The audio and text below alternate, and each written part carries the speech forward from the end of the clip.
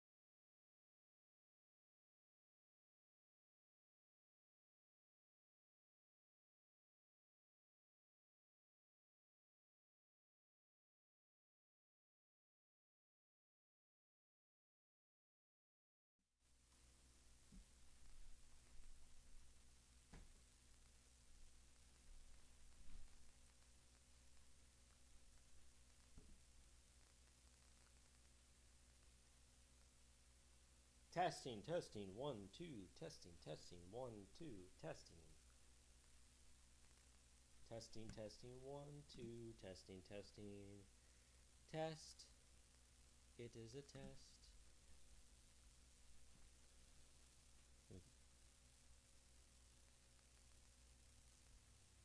Testing, testing.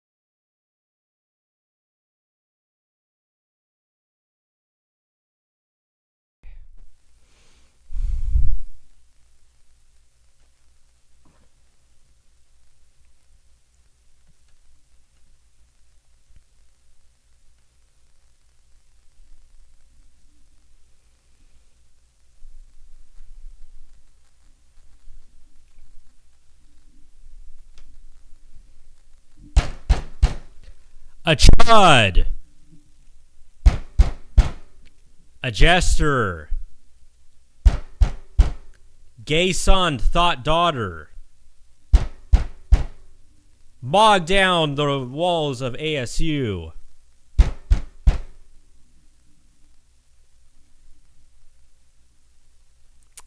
Hello, and welcome to the Ash Montoya Super Show. And it was so aggressive that my camera became disconnected.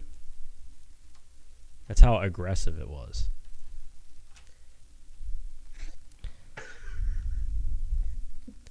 You should see my face on the live stream. It's just like frozen. I have this really serious face. I should just keep it. I think I'm just gonna keep it like this for a while. I think it'd be really funny, just to keep my face like this.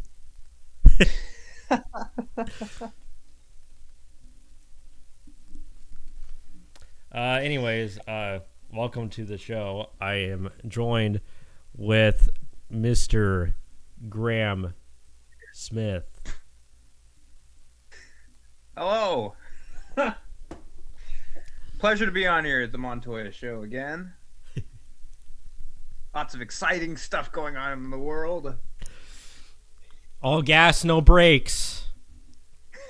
As no Mr. Callahan says. Yes. Anyways, I will. Let's talk. Well, I'm going with whatever my intuition is going to go with first.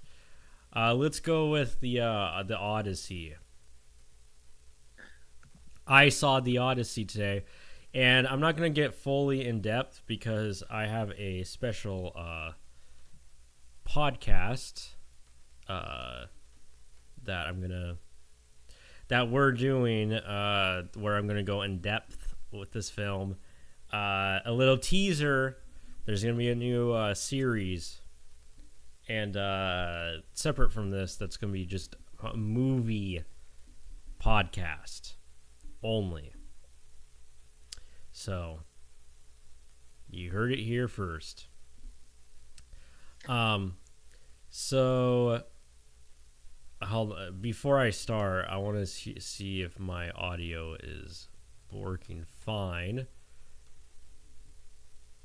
But anyways, yeah, I'm gonna talk about the Odyssey first. So the Odyssey, I saw it today, and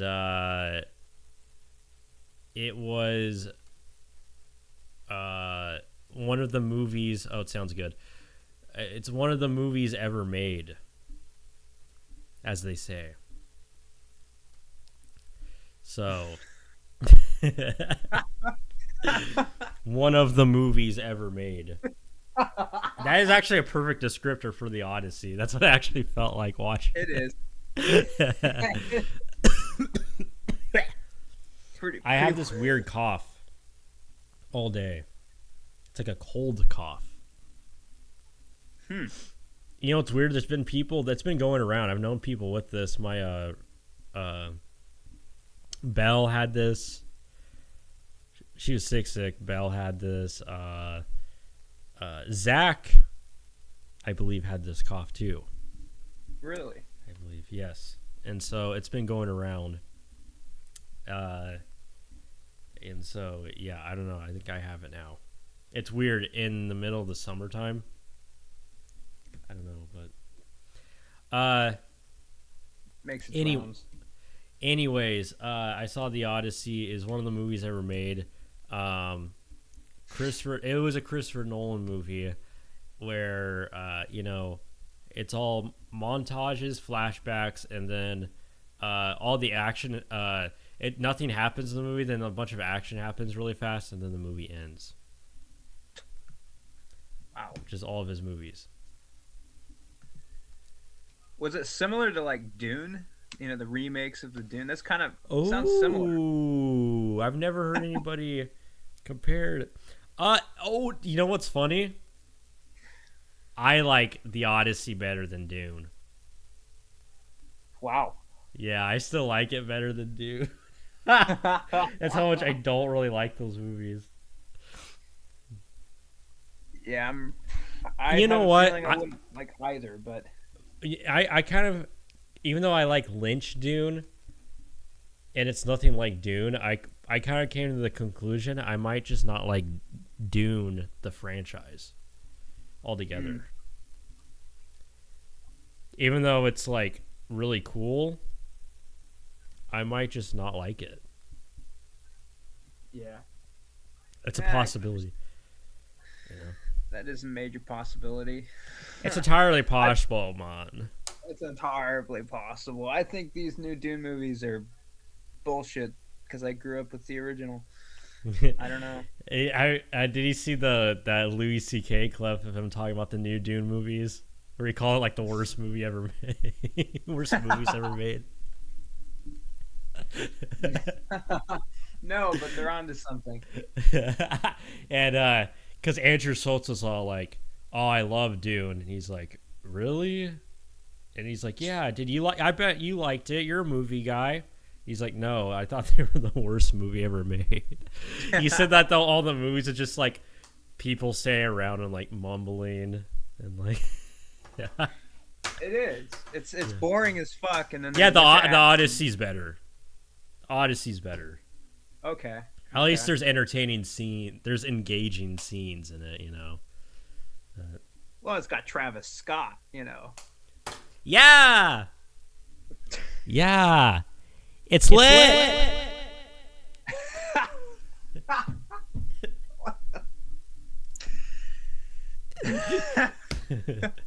Wow. Yeah. Yeah, yeah. My effects. Too bad I don't have I like. the auto tune. It's just reverb. Yeah, yeah. It's lit. It sounds like his ad libs. Yeah. Oh God. That's lovely. Fiend, fiend, fiend, fiend, fiend, fiend. And people, there's that rumor that Fiend, the song Fiend, pops up in the movie.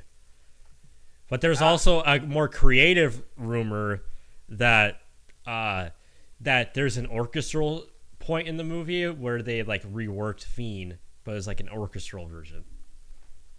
Oh, was this true? That's no, but that's a very creative rumor, isn't it? That is a fairly creative rumor. It took a little bit Because more it's one thought. of those where it's like that might actually be true. That might actually be in the movie. I wouldn't have been surprised. Yeah. There's the rumor that I Shall Speed was in it, or the Photoshop. He's not. But wouldn't it be shocking if he was? Like, there's a scene in this movie. I'm not joking. There's literally a "we was grease and shit" moment because people have been memeing that. There's an actual moment. There's a scene where they go up to some. I don't remember the location because I was kind of drinking watching this movie, and I was kind of spacing out, but because it's kind of boring at the same time, so I was kind of drunk and spacing out. And the one black guy walks up to this chick, and she's all like talk. Oh, they're talking about Troy or something, and then the guy responds, "Well, we are Greeks," and I'm just like, "No, you're not. You're not a Greek. We are Greeks." So you said there was one Greek person. Yeah, yeah. We were talking about before we recorded. I was talking about the movie. Yeah. There's a guy. There's a scene. This isn't a spoiler. Spoilers for 1,000-year-old story, but Yeah. Odysseus. So when Matt Damon Odysseus, when he comes back home, he goes. This guy, or it might. Maybe getting another scene mixed up, but I'm pretty positive it's when he goes back home, and this guy opens the door for him, and it looks like a Greek guy. It could even be like an Italian guy or something, some other. It was definitely a Mediterranean guy, and yeah, that was the only Greek in the movie. There wasn't even like really there ain't many grease balls in this. No much Mediterraneans in this movie. I mean, you had that guy. You had Leguizamo, I guess, passing, kind of technically Mediterranean. Because he's pretty much just Spanish, so I guess he's Mediterranean. And then you had Benny Safdie. Oh, he's an Benny Safdie. What type of Jew is he? Let's look this up, because I almost thought he was like a. I think he's Israeli. Israeli, okay. Because the Safdie brothers are the cousins of Dov Charney, who's the founder of American Apparel, and pretty based guy. And he's Syrian, a Syrian Jew. Syrian, okay. Okay, Mediterranean. Yeah, he's Yeah, okay. Kinda. Jew's a slippery slope. I don't know what you would categorize as them. But anyways, what else? Syrian Jew. Yeah. Yeah,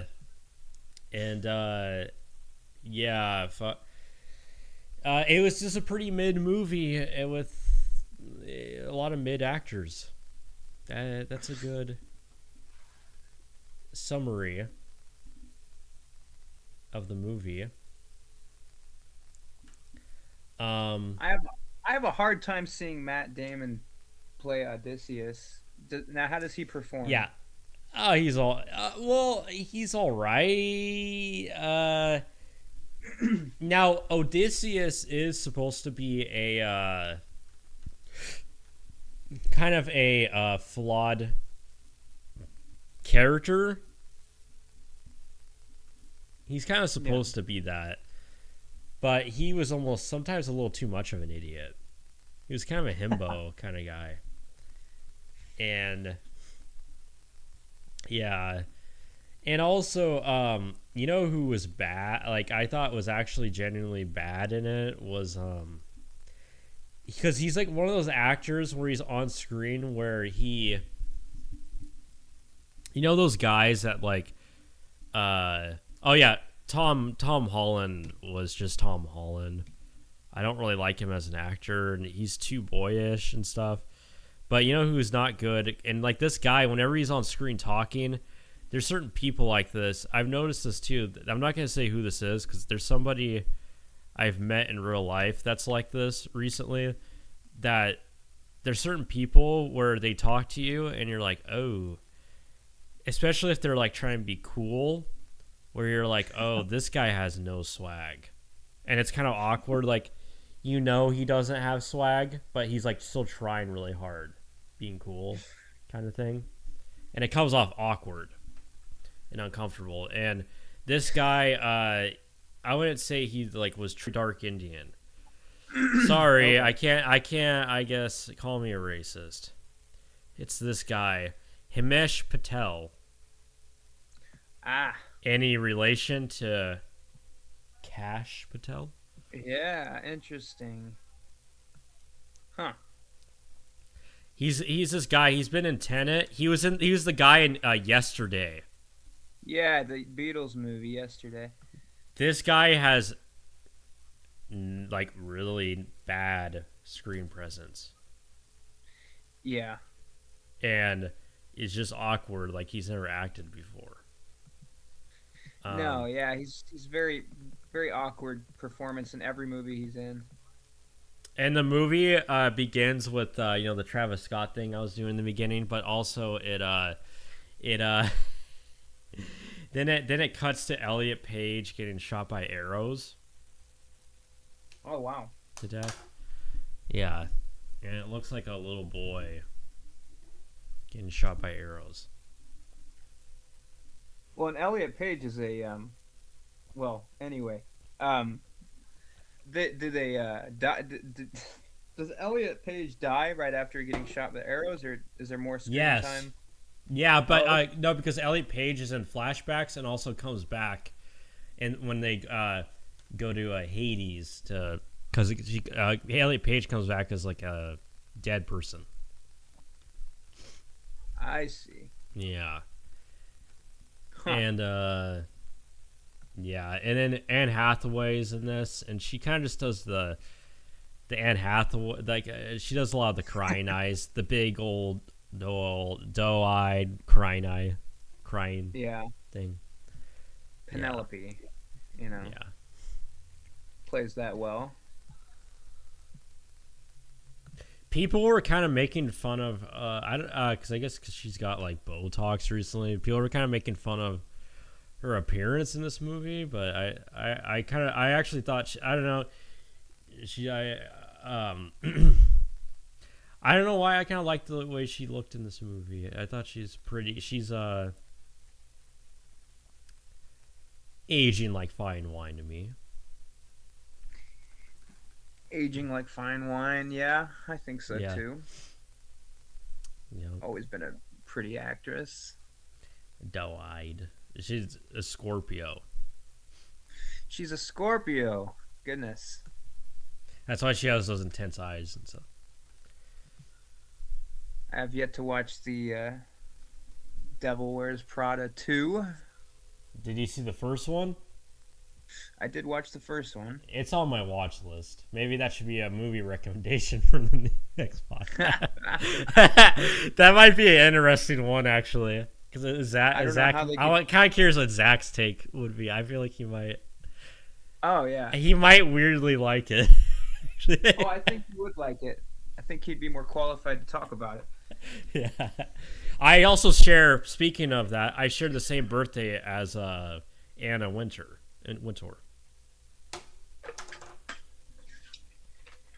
Oh, the correlation. Yep. Good birthday to share. And she also, I don't have them on me right now, but she also wears the glasses a lot,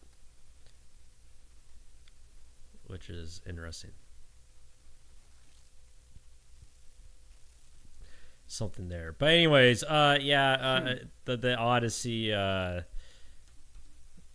was mid. Was mid. Mm-hmm. Was the Odyssey better than the Jason Bourne trilogy? I've never. I think I've seen one of the Jason Bourne movies. I don't remember. It's been a long time. It's been a long time. Anyways, want to get into Fuentes and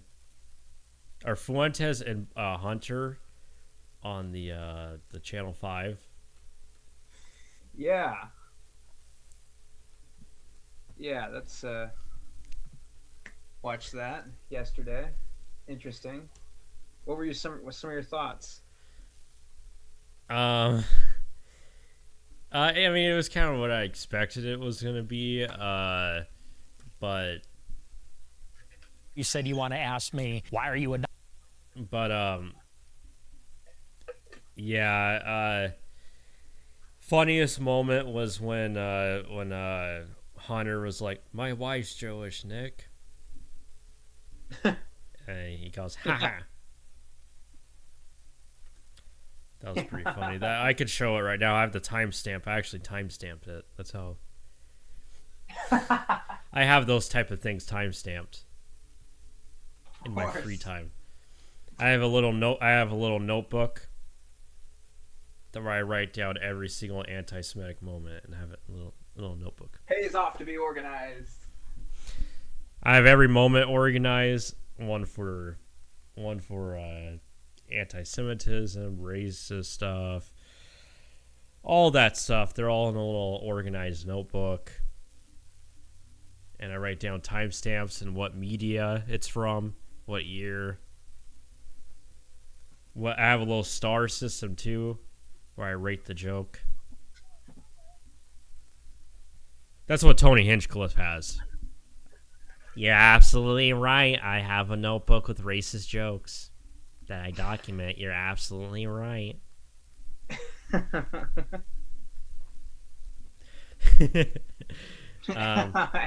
is worth keeping a record of.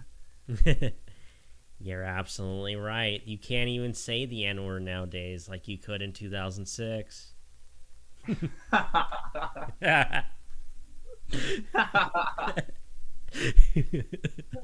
What? All right. Let's see. I'm going to share the screen. Can you see it? Yes. Yeah. If you can hear it, I'm not sure. Rehearse it, you just say things, and I was like, didn't mean that, shouldn't have said that. So it's always the how. It's always in the delivery that I... Nick, I can think of about 4 things that I really wish you would take back right now. But Like what are you what? gonna do? The cookies in the oven? Well, it's a joke. But it's not, Nick. My wife is Jewish. My son is Jewish. No, come no, no, on. Nick. I promise you. Don't get mad. I'm not okay? mad, Okay, it's I know. But okay. But you gotta understand how incredibly, whether it's a joke or not, it's a lived experience passed down from generation to generation, whether or not and by the way, not just from the Holocaust, not just from 1939 on, 2,000 years of history, okay? Forget about Israeli politics and Netanyahu, because I think we agree about Bibi Netanyahu. I'm positive we do. And I've listened to you talk about it. But you gotta understand, look at me, man. I see. It hurts. It hurts. Does it? Nick, I promise you it does. When you compare my wife's family to cookies going to an... This kind of reminds me of like I feel like the way Andrew Callahan's dressed compared to them. It's like when you're like hanging out with your dad and like one of his friends, or someone like you're hanging out with them, like they take you out to like eat or whatever, and but they're still dressed up in their like work clothes or whatever. Why are they in a bedroom? I found out it's a set. It's just a set. Oh, okay. Yeah. I thought it was a real like hotel room. But no. oven, it hurts. And you've got to understand that. And by the way, I'm Very looking at you, spontaneous. and I believe that you do know that. See, that's where you Nick, lose Oh, me. That's shit. where you lose me. Okay, Nick. Okay, I'm telling you. Well, listen, are we here to talk, or are you here to lecture me and Okay, preach no, to you're me? right. Let me listen. Okay. No, so you're right. So You're right. this is the Okay. thing, Yeah. because, you know, and I think this is a disconnect. I think that the left, and even people on the right, they're losing the young people. Why do people love me? Not in spite of, but because of the outrageous things that... Okay. Okay. I don't know if there's any other real... That was like the only timestamp I had for that. A lot of it was very like civil debate stuff. It wasn't that great. It wasn't like the Pierce interview. No.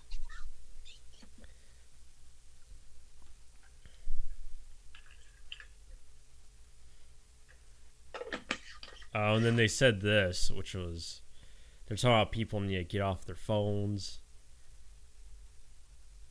Just that the way that I'm saying it. You know, I'm on my apology tour. Is that the one thing you did say? You said I was a degenerate crackhead. Me? And I have the problem with that. Not you. Me? Yeah. And I also said you were cool, though. yeah, no, by the way, you said a degenerate crackhead, and you know what? I'm not even mad about that, because I was a degenerate crackhead. I spent more time on my hands and knees smoking anything that even remotely resembled crack cocaine. It's true. And now you're sober. Yeah. And I find it interesting. You also said that you've never drank before. Right. Yeah, I've never had a drink, never done drugs. That's because you grew up, you know, with me. You're like, don't be that guy. I grew up with you too. I grew up with you I was too. doing. That was only like 5 years ago. and we're all the same age as both of these guys. We were all like 23. There ain't no that wasn't our childhood. Yeah.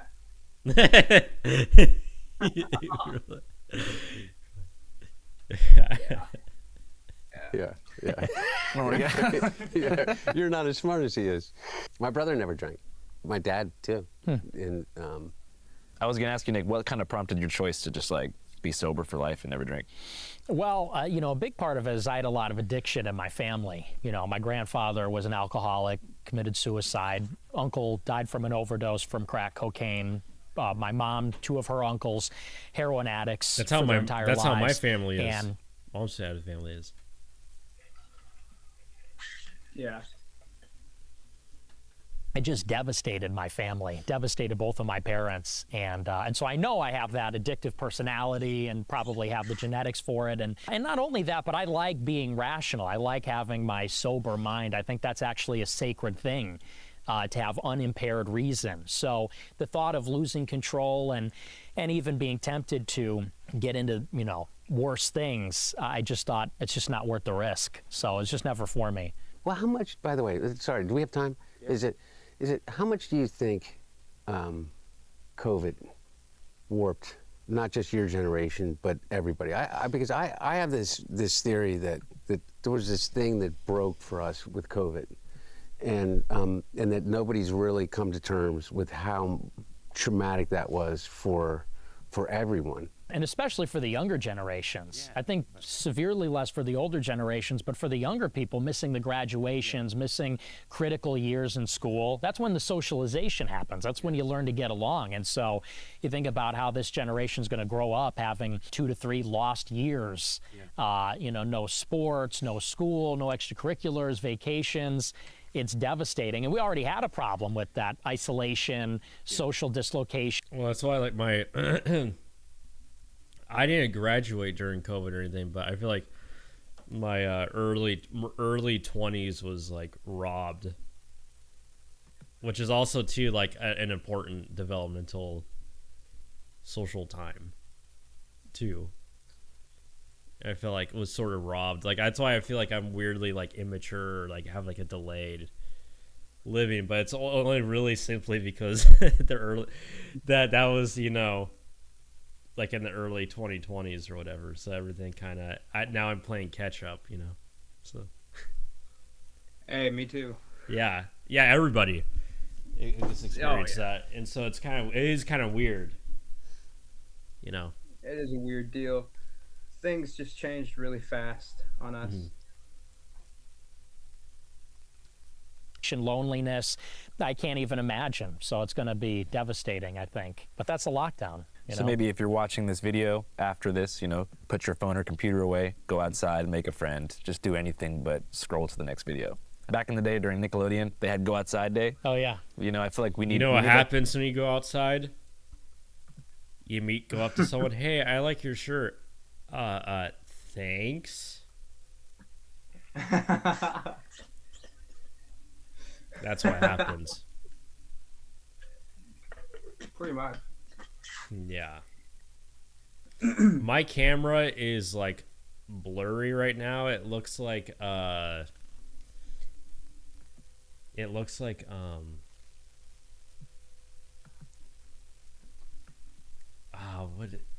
it reminds me of like I look like in this room it's like a webcam, like a Brazilian webcam in some Brazilian guy's like bedroom in like 2005.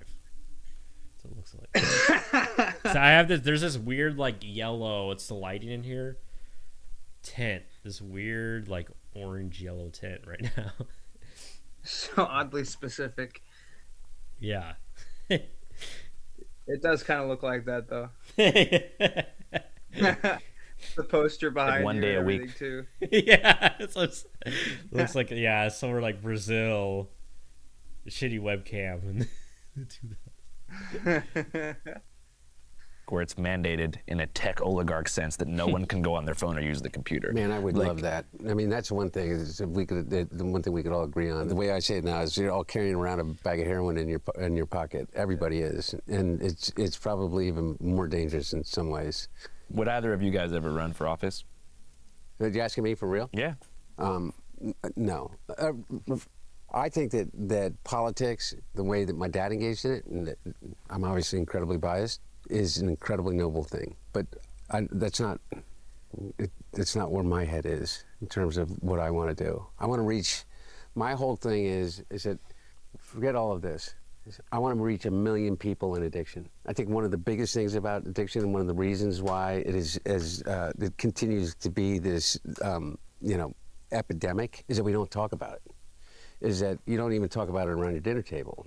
And what you realize, if you're coming from my particular unique situation, is that everybody comes to me and they tell me their story. And sharing that is like, breaks that cycle of shame. And so I want to reach 1 million people in addiction. How about you, Nick? Would you ever run for office? I don't think so, no. Just because I don't think you can fully be authentic when you're running for office, because it's a different role. And I think my role, they say, according to the Overton window idea. Ideas that are inside the Overton window are ideas that are politically. Okay. I don't like. I don't really like Nick's tie.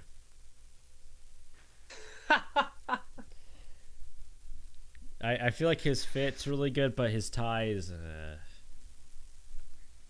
should have been a red tie, like a red tie. Bad tie. Yeah, Should've it doesn't. been a red tie. Yeah, he usually has one, but this one's like, well, I don't know. It's black. It's very like muted. It's very like it's like something. This is like something like Christopher Nolan would wear.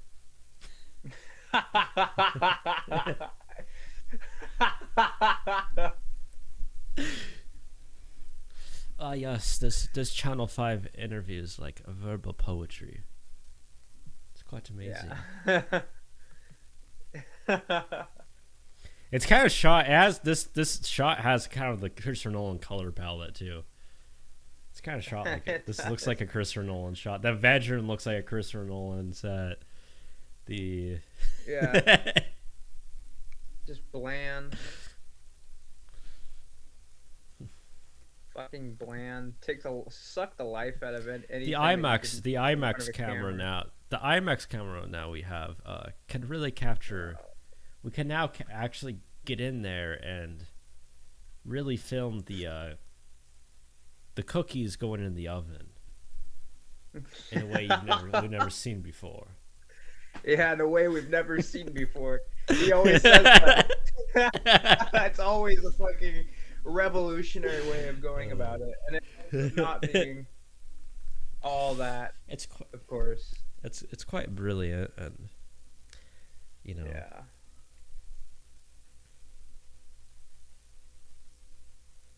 And then it's filmed in a hotel room. Referring back to Hunter Biden when he used to smoke crack. In hotel rooms. Smoke crack in a fucking hotel room. And so we had a little visual reference where everything brings it back to that.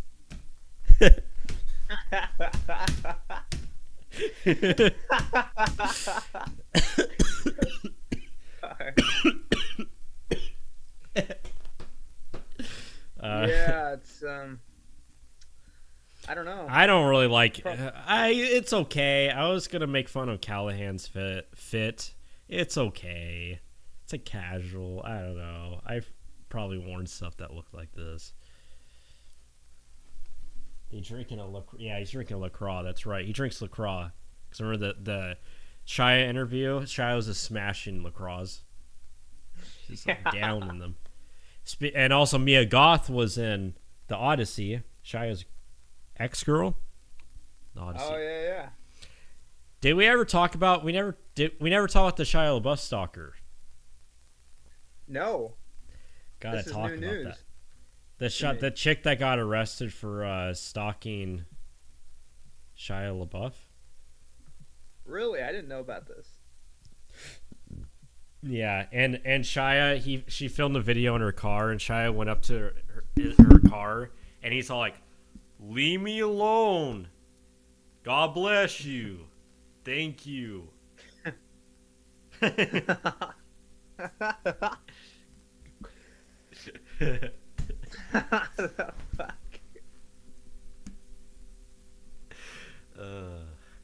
Yeah. It's a better. Oh, here we go. Hi Shia, it's 3:56 p.m. Hi Shia, I'm gonna start driving again. I'm gonna put back my hijab. I was taking it off to let my scalp breathe. Leaves Hi New Shia, Orleans it's after 10:12 a.m. scary I just wanted to let you know I'm stalker gonna incident. go for a walk. Hi Shia, in this video is And addressed to my reunites with husband his Shia. It's girlfriend at 3:26 a.m. June 1st, 2026. Hi Shia, it's 3:28 p.m. May 28th, 2026. So in this video is addressed to my husband Shia. Shia, I got really tired. I'm sure you're tired too, Shia. God bless you. How are you? Yeah. Hey, you're scaring my dad. You're scaring my dad. Scaring my people. God bless you. So I saw this. Leave me alone. Thank you.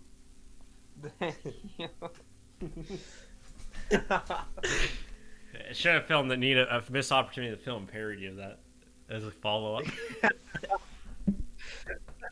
Leave me alone. If none of you guys ever seen, I urge you, if you're new to this channel, click this live stream off right now, and you can find it. It'll immediately pop up if you click on my channel. The Shia LaBeouf Channel 5 parody we did.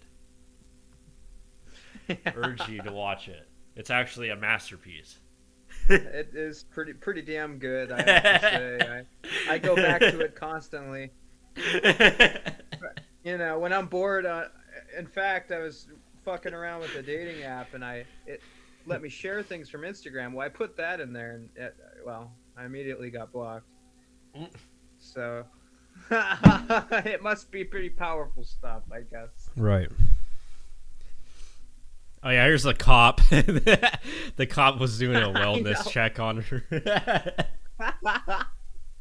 This video 6 Look weeks at the way ago he's on got his IG. hands and I everything. dismissed it because I've seen a lot of people in psychosis on social media. Facebook that are friends of yours, and they're concerned that you might hurt yourself or someone. They said that you're posting that you're married to Shia LaBeouf. I'm not married to the clone Shia LaBeouf. There's someone that's had their identity stolen named Shia LaBeouf. I'm not posting, and I repeatedly say on the internet that I'm not posting to people in regards to Shia LaBeouf, wow. the clone, or the Interesting. celebrity. I'm not. They said there was something about you. They're trying to worth living illegally if frame you're me. not with him or something. And no, I never said that. They're trying to illegally frame me and get me in trouble because they're trying to criminally frame me and saying that I'm harassing the celebrity. I'm not harassing the celebrity. I'm not. There's something very strange going on where my DNA was stolen. My mother Deanna sold my DNA in Los Angeles. And something happened with my DNA, something happened with my husband's DNA. And we're in a very dangerous situation. His name is Shia LaBeouf. It's not the celebrity name Shia LaBeouf. Husband's DNA. People are getting confused. So Whoa, okay. The only thing I need to be concerned about is, are you thinking about hurting yourself? No, I am or not. Anyone else? I am not thinking about hurting anybody. I'm not thinking about That's all I'm here hurting for. anyone. I'm not thinking about hurting Jesus Christ, myself. ladies. I am in a lot of danger. I'm trying to. I told you I've reported reports in regards to people attempting to try to hurt me and possibly not make me be alive. There's a ton of things that's happening in regards to the crime that's happening to me, but besides that, no. These people that are reporting are trying to illegally frame me as talking to the celebrity. I'm not talking to the celebrity. It has nothing to do with the celebrity, Shia LaBeouf. All right, All right, I just have my gun Make sure you're ready, not just in case. Thinking No. of hurting yourself. No, I'm or not. anything. All right. Well, thanks for Okay. talking to me then. Thank you very much. All right. Have a good night. You Elizabeth. too. But today is a special day because it's one of those rare occasions where you see the unexpected. Tell me why I log into IG today and see that she actually met face to face with Shia LaBeouf. God bless you. Leave me alone. Leave me alone. Hi. How are you? How are you? Hey, you're scaring my dad. Hey, you're scaring my dad. You're scaring my people. You hear me? You know what I'm saying? You know what I'm saying? God bless you. God You know what bless I'm you. saying? Leave me alone. Leave me alone. I'm saying, God bless. God bless you. So I dived a bit into her older reels, and she basically has daily reels in which she speaks to Shia about her life, her family, her plans, and dives into the incomprehensible subjects and aspirations that she has. So I remember 6 weeks ago when I did look at her. Maybe it's a performance art project. Perhaps. Yeah, and Shia's a part of it. Perhaps. Yeah. Yeah, Yeah, that would change the parameters. That would make it.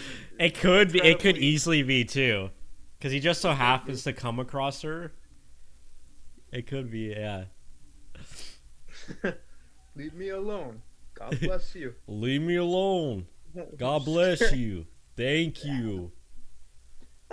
I'll be honest with you, bro. You're scaring my dad. Page. I was like, okay.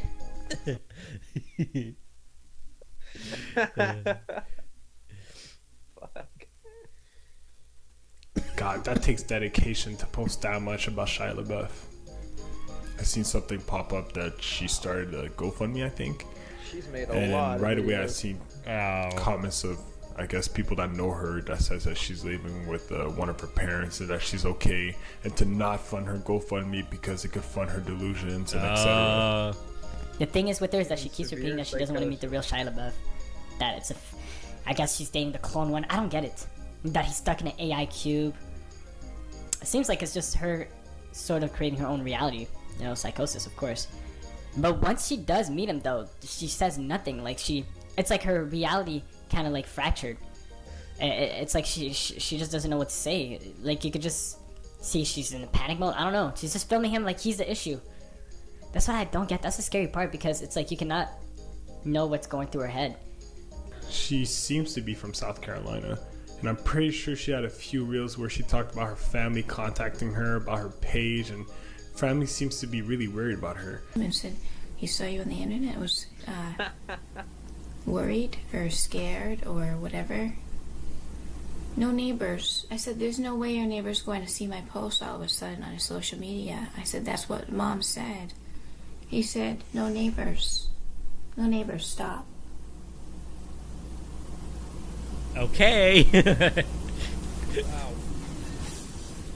So if this can't be evidence that they're completely trying to cover up that the neighbor approached my dad and saying that he's getting phone calls. He refuses to give me names and numbers of calling him. So there's no proof that random people are calling him. After watching a few times some of her videos, I still don't understand if she thinks that Shia LaBeouf is a copy of the past one, or if she really wants to be with the celebrity no Shia proof. LaBeouf. Ask me how I feel about this. Guilty. Because at first I did laugh at this. I ain't gonna lie. I laughed at it. But now that it got real like that, God, I feel guilty because we all enable her, man. Not necessarily anything against her specifically, because she is currently not okay. And we all know she's not okay and she needs help. And we all want her to get help. But I know for a fact she saw all the views she's getting and kind of enabled her psychosis even more. And what role does social media play in mental health? Because this is concerning. This is extremely concerning. Why was I so surprised that she actually met him? I shouldn't be, because she basically manifested it. I saw that she posted a picture of the police afterwards, so hopefully she'll get the help she needed. And I'm not here to talk about Shia LaBeouf's controversies and how celebrities sign themselves up for Okay. God bless you. Leave me alone. When she saw, at least it wasn't a gay guy. I get scared.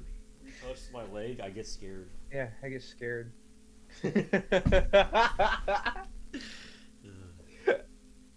Yeah, real shit.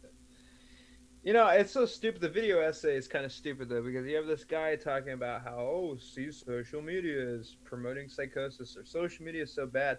People have been complaining about social media being bad for our mental health for 20 fucking years, and no one's done jack shit about it. Social media has increased, if anything.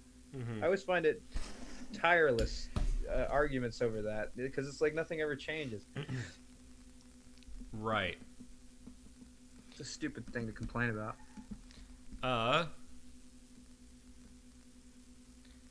So I have quite the list. I don't know where to begin, so I'm just gonna pick which. Oh yeah, we could talk. Oh yeah. Let's talk about. Let's get these ones out of the way. I wanted to talk about this for a while. Tom Segura and Christina P. divorcing. Oh shit! The comedians. Yep. And Red Bar's still not back talking about this. Oh man, he's so needed in this day and age. And yeah, they got divorced or separated. They're separated. And yeah, do I have anything creative or interesting to say about this? He don't deserve her. I'll say that. Yeah, Tom Segura, he's just like he's a sociopath. He got a lot of money, and now he's like his whole podcast persona now is he's this rich guy. He's like, he turned into you know, Tim Heidecker on Cinema. That's who he turned into, that character. I know he did. That's a fucking great comparison. Yeah, Tom Segura. Yeah, Tim Heidecker on Cinema. That's who he became.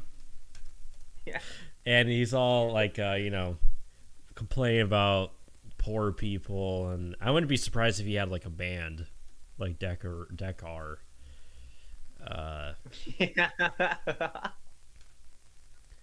Yeah. Remember when we had our taxes done that year, and then he goes, "You did okay this year," and he points to me and he goes, "You? I don't know how you're alive." Yeah.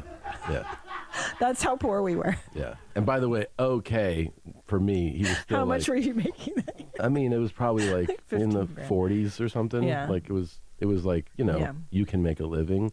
Yeah. And then he looked at you. He goes, "I don't know how you're alive." I think he made 12. Yeah. Yeah. And he was literally, he's like $1,000 a month isn't good. so struggling. I know. And I know there's someone out there who's like, "Hey, that's what I make." Yeah. Make more. Try harder. There we go. Yeah. That isn't even the worst. That's like, that was nothing. But there's ones where he's all like, "How you know how much this watch is?" Kind of. Oh God. You rather wake up to a or $100 under your pillow every morning? You're probably too rich for that. I'm getting 1,000. 10,000? What's the number? What's the number to make it not Under the pillow every morning? It's like $500 enough? No. 1,000? No. 10,000? How rich is Tom Segura? I guess 25 grand. 25 grand a Yeah. day. Yeah. I'm on tour, man. I'm on tour. Here, all right, listen. When the tour's over, I'll be like, all right, let's bring that number down. That's right, we gotta tighten up a little bit. Oh my god.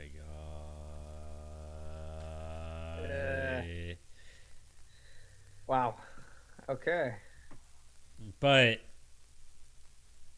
I want to watch this one.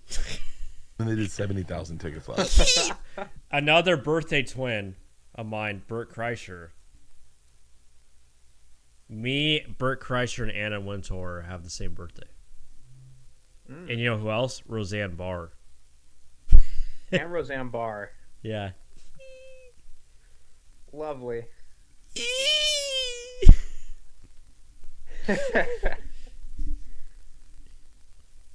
I got really drunk and then then he just started farting and coming in my face.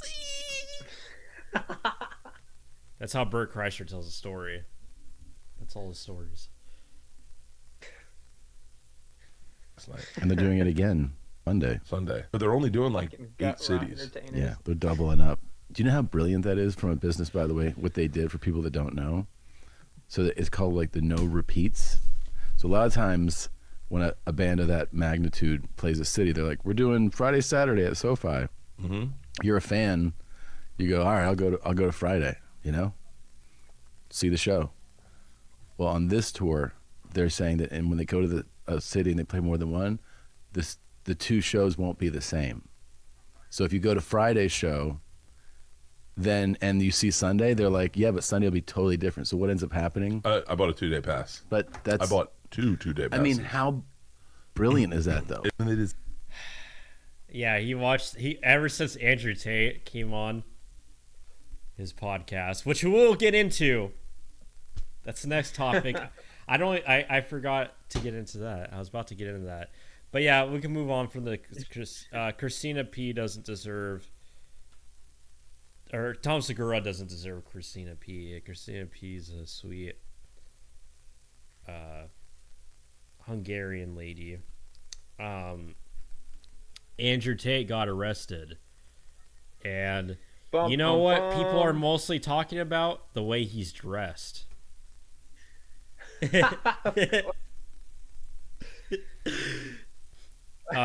me hold on. I have to pull up something real quick.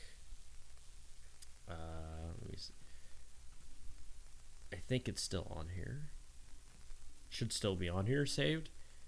Yes, it is. Wait. It's not. Hold on. There's gonna be a little intermission, guys. But yes, Andrew Tate got arrested again. He's all like, come get me. I'm in Miami. Come arrest me. And they did. They're like, okay. And then they arrested him. But, yeah, hold on. Let me screen share again.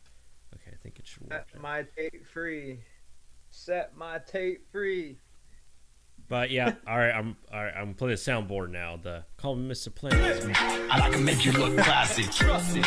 Second night you walk past me, I come to whip you around. I had to get you in my backseat. They call me Mr. Plenty. Check the leather on the Bentley. Sure your friends will get that. All you gotta do is ask me. Is it done? Okay. I just wanted to play that, but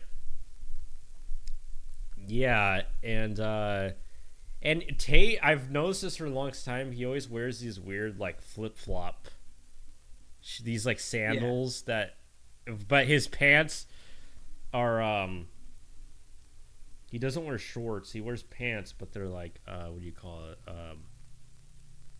Ankles showing. The ankles always, it looks weird. He dresses like a Sims character. When you dress a Sims character, even his like tattoos. I'm a Navy SEAL in this shit. Come get me. Raid my house. Take my stuff. You think I sleep with a full phone full of evidence? You think I don't wipe my phone every night? You think I'm dumb? You know, guys, I was initially going to come. And yeah, he talks about too how all his passwords on every device is like 50 characters long, so it's like impossible to get through. And he wipes his phones every night. But this man's not guilty. No. Living on the edge. They call him Mr. Plenty. Where's the fucking arrest video?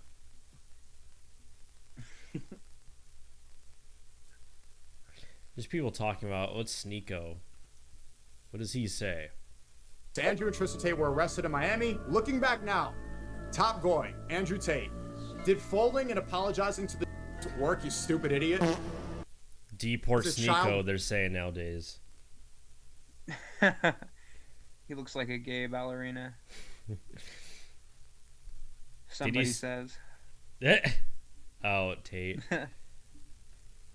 Video. I'm trying to find the actual video, not people talking about it as usual. We have to go to YouTube Shorts.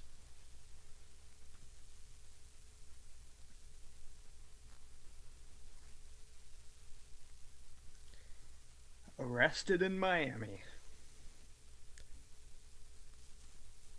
Oh, here we go. Hey, would you mind signing? Hey, take. Come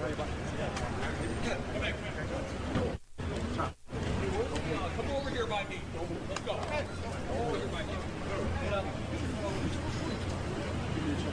He looks like and Jay Waller too. They're dressed like characters in the GTA 4 Ballad of Gay Tony. The guys that own the strip club, they're dressed like those characters. They are just fucking GTA add-on. GTA 4 add-on, man. Like when you look at the screens of all the characters, the way they're dressed like those characters. And Tristan too. They're all dressed. GTA, yeah, like the characters in the strip club that work at the strip club and the Ballad of Gay Tony. That's what they look like. Come over here by me. Let's go. Come over here by me.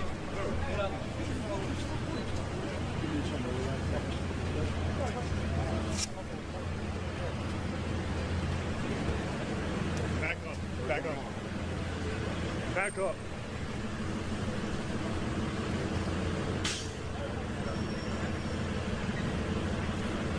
And also too, Jay Waller like puts his necklace or like takes his necklace off of him. Yeah.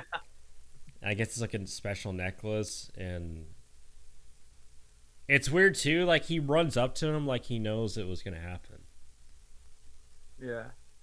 Odd. Guys, back up.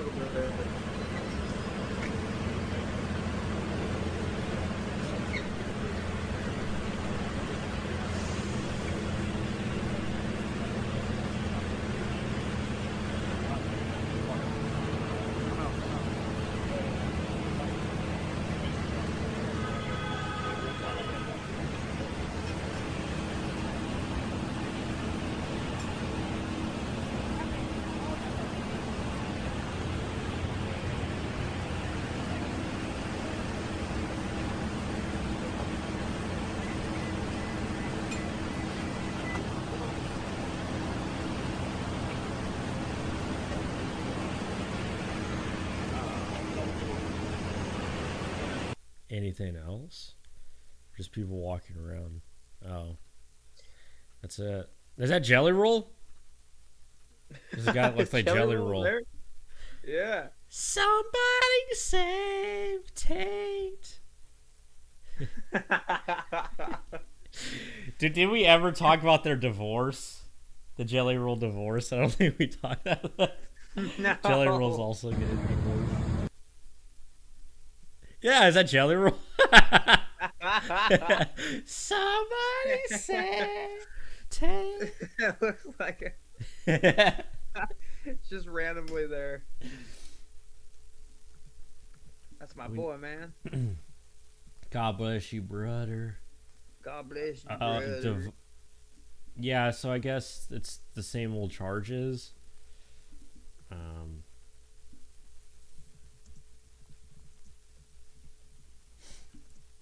But this is what's weird. Jelly Roll's daughter said this. She said that like the divorce is not what you think it is, and that people find out they'll be shocked. What could it be? Maybe Jelly's coming out? Oh shit. Transitioning? Transitioning? I don't know. They were both very open about it, and that is it. Period. It's that f***ing simple. Don't y'all ever come for my father's name like that again. I'm so done. At the end of the day, that's still my daddy. So it's so blatantly his daughter. Yeah, she's such a beautiful woman. They were both very open about it, and that is it. Period. It's that f***ing simple. Don't y'all ever come for my father's name like that again. I'm so done. At the end of the day, that's still my daddy. So watch it. I'm so done. Nobody cheated. Period. Period. The out of my DMs, my comments, my live with that I don't care. I don't want to talk about it. He did not cheat. She did not cheat. Y'all have no idea what happened, and wait till y'all find out. Just wait. Because I promise y'all, the view of what y'all have is not only the situation, but their relationship and the internet in totality is about to crumble. Whoa. It's about to crumble. Damn. Crumble. Shit. What do you think? He's gay? Maybe. No. If it's, well, but crumble, transitioning. That's a good one. Because that would make them crumble. Because if he's gay, it's like, well, we're past that. Not good enough. Yeah, you gotta really. He's transition. Maybe. No, it definitely has to do with him. I don't think it has to do anything with her. It has to do with him. He's been with this whole divorce, you know. Yeah. And where's Red Bar after this is happening too? Sincerely. Yeah, Jelly Roll's daughter is just well, goodness. I guess she looks just like him. I don't know if that's a good thing or somebody's the divorce vlog. What? What? What's up, YouTube? Guess who's back? I didn't think y'all were gonna hear from me this week, did you? I bet y'all were like, "There's no way we're gonna hear from Jelly Roll this week. He's in the middle of a divorce. There's no way we're gonna hear." We're gonna hear about the divorce at the end of this vlog. We're gonna talk about it in just a minute. Oh yeah. At the end, or just a minute. This beat playing the intro is better than any of his music, by the way. She opened up for us in New Zealand. She's from New Zealand. I just heard her out my week. And I was literally in the hotel room and heard her playing her song. And we ran like fucking maniacs down here through the middle of CMA Fest to surprise her and caught her right before she went off stage to go up there and give her a big hug. Good, how are you, man? How was the rest of your New Zealand tour when I seen you It was last good. year? Proud of you, Thank girl. Really good, really good. CMA Hey, Fest. I flew man. in for the day, so. Yeah, but imagine Jelly Roll if he was like Kiwi instead of like a Southern guy. God bless you, brother. Yeah.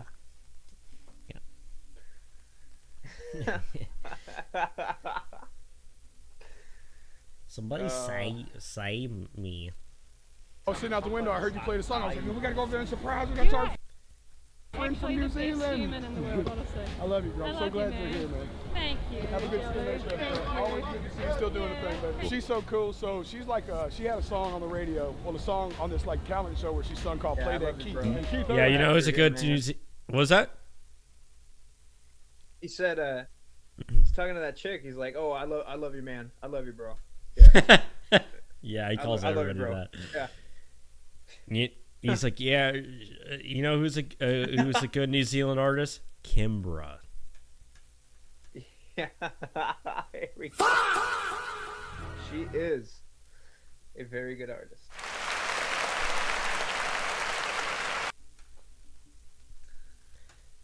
Like one of my favorite people ever. So I loved the song. And then in New Zealand, she came. We did a couple of festivals with her in Australia.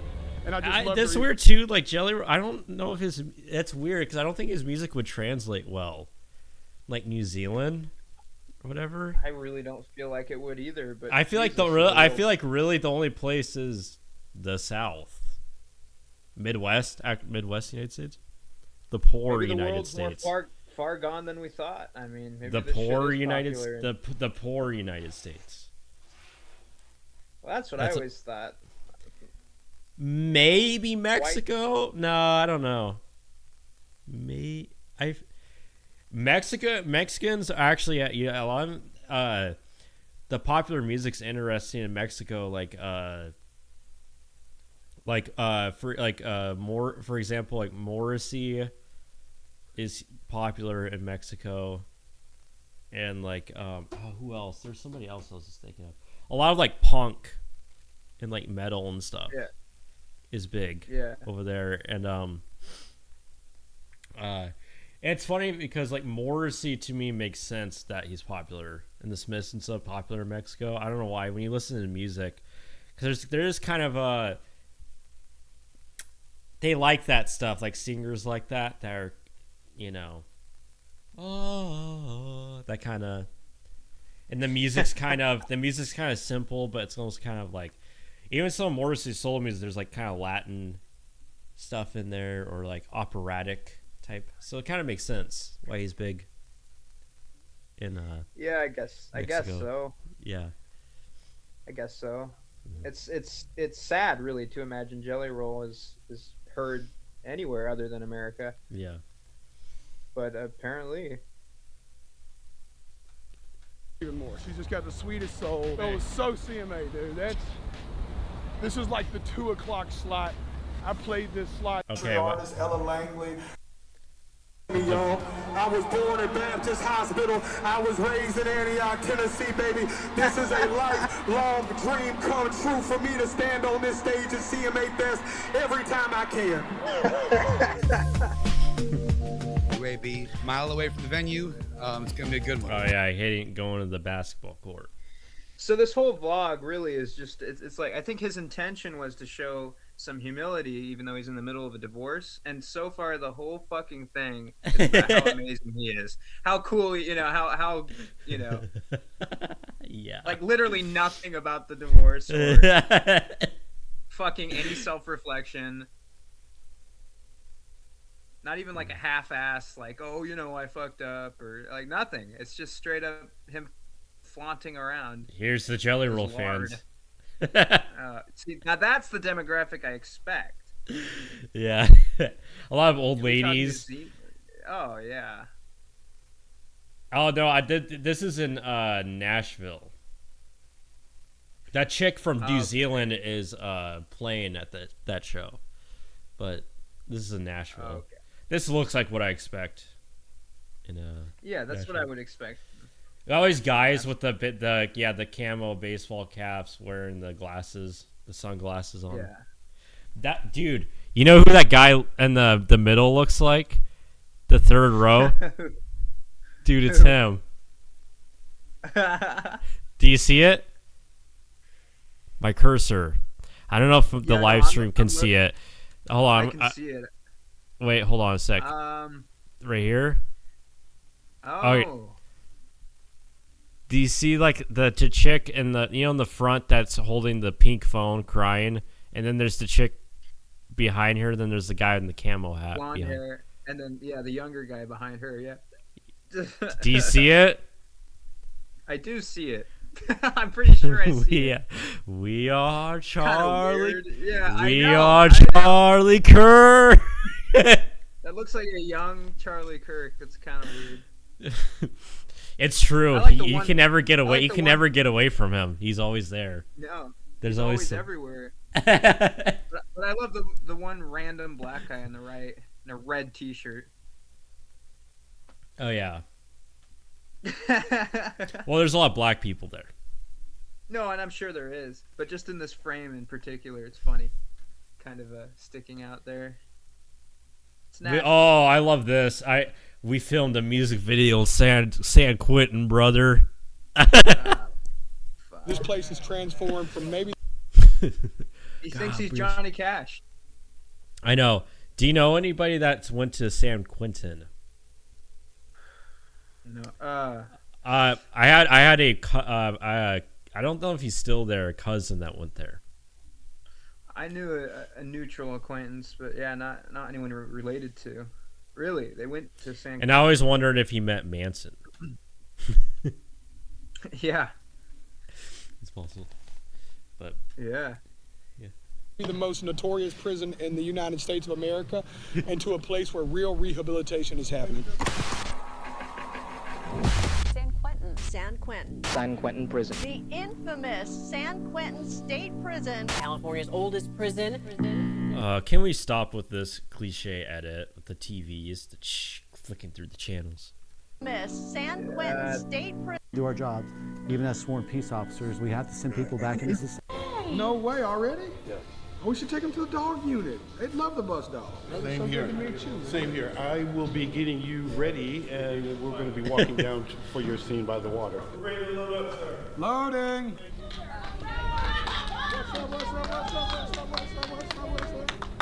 We are wheels up, wheels up. Rehabilitation is happening, where people are actually getting second chances. People are actually getting sober. They're working with dogs. They're getting degrees. They're getting diplomas. This place is a completely different culture. Rolling, rolling. Oh my god. Fuck. No. Come on, man. I've always came in left from the back. Me too. Until I got to start doing this. First team's on set. Oh, there's like a music video. Basically.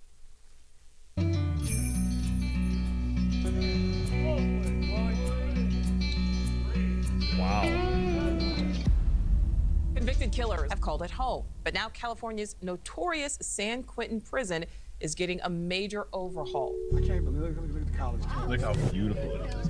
Bro, that's a college campus. This is like a college. No, it's not like it is. It's a college campus. Oh, wow. It looks No, like one. they're getting degrees out here. Yeah, that's a 24-hour school right there. God bless you, brother. I forgive you for decapitating your 6-year-old daughter. I forgive you, brother. Brother. Hey, I know him. I stole coke from him, brother. Yeah.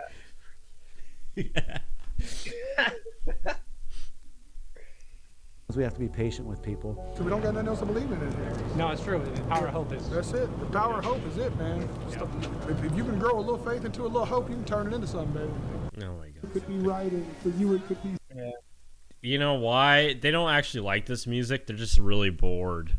They're just Something's fucking happening. bored, exactly. These guys give two fucks about him. No. These guys are bored out of their fucking minds, and the real inmates are, who see right through him, they're not around. They're grilling grilled cheese on the fucking radiator. Yeah, they're making moonshine and using peanut butter and fucking each other in the ass. Yeah, exactly. I was watching the Boondocks recently, and there's a prison episode where the guy's all like, "Yeah, put some peanut butter." He just has like peanut butter and jelly on him. It's fucking gross. That show was awesome. That fucking show was great.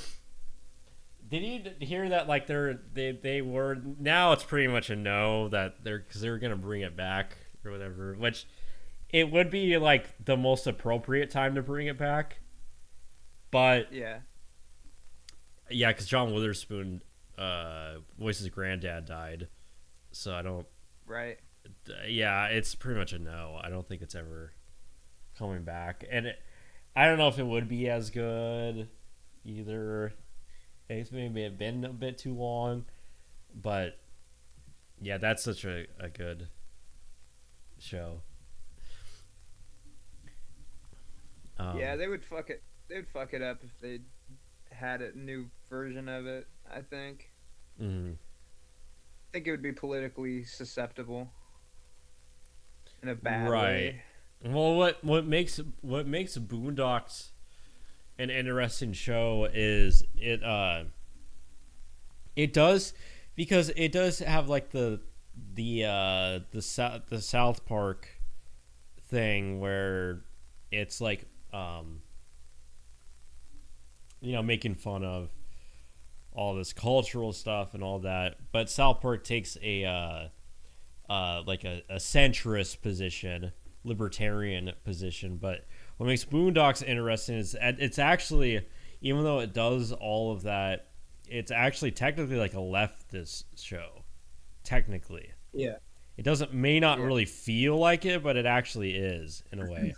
And it's kind of it's like Malcolm X leftism. That's what I would say it is, the politics of the show. Yeah. Where it's very critical of a lot of things, a lot of like liberal stuff, like they're critical of Obama and stuff, but it is still a leftist show at the end of the day, which is interesting. Yeah, I'd have to. Because I feel like a lot of people that would like the show and stuff wouldn't notice that, but it is. So.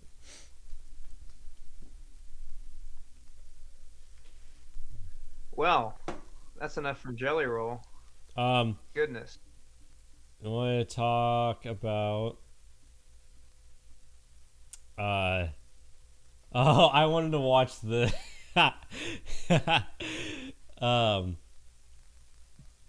Hold on, I have to see if I have the notes for this.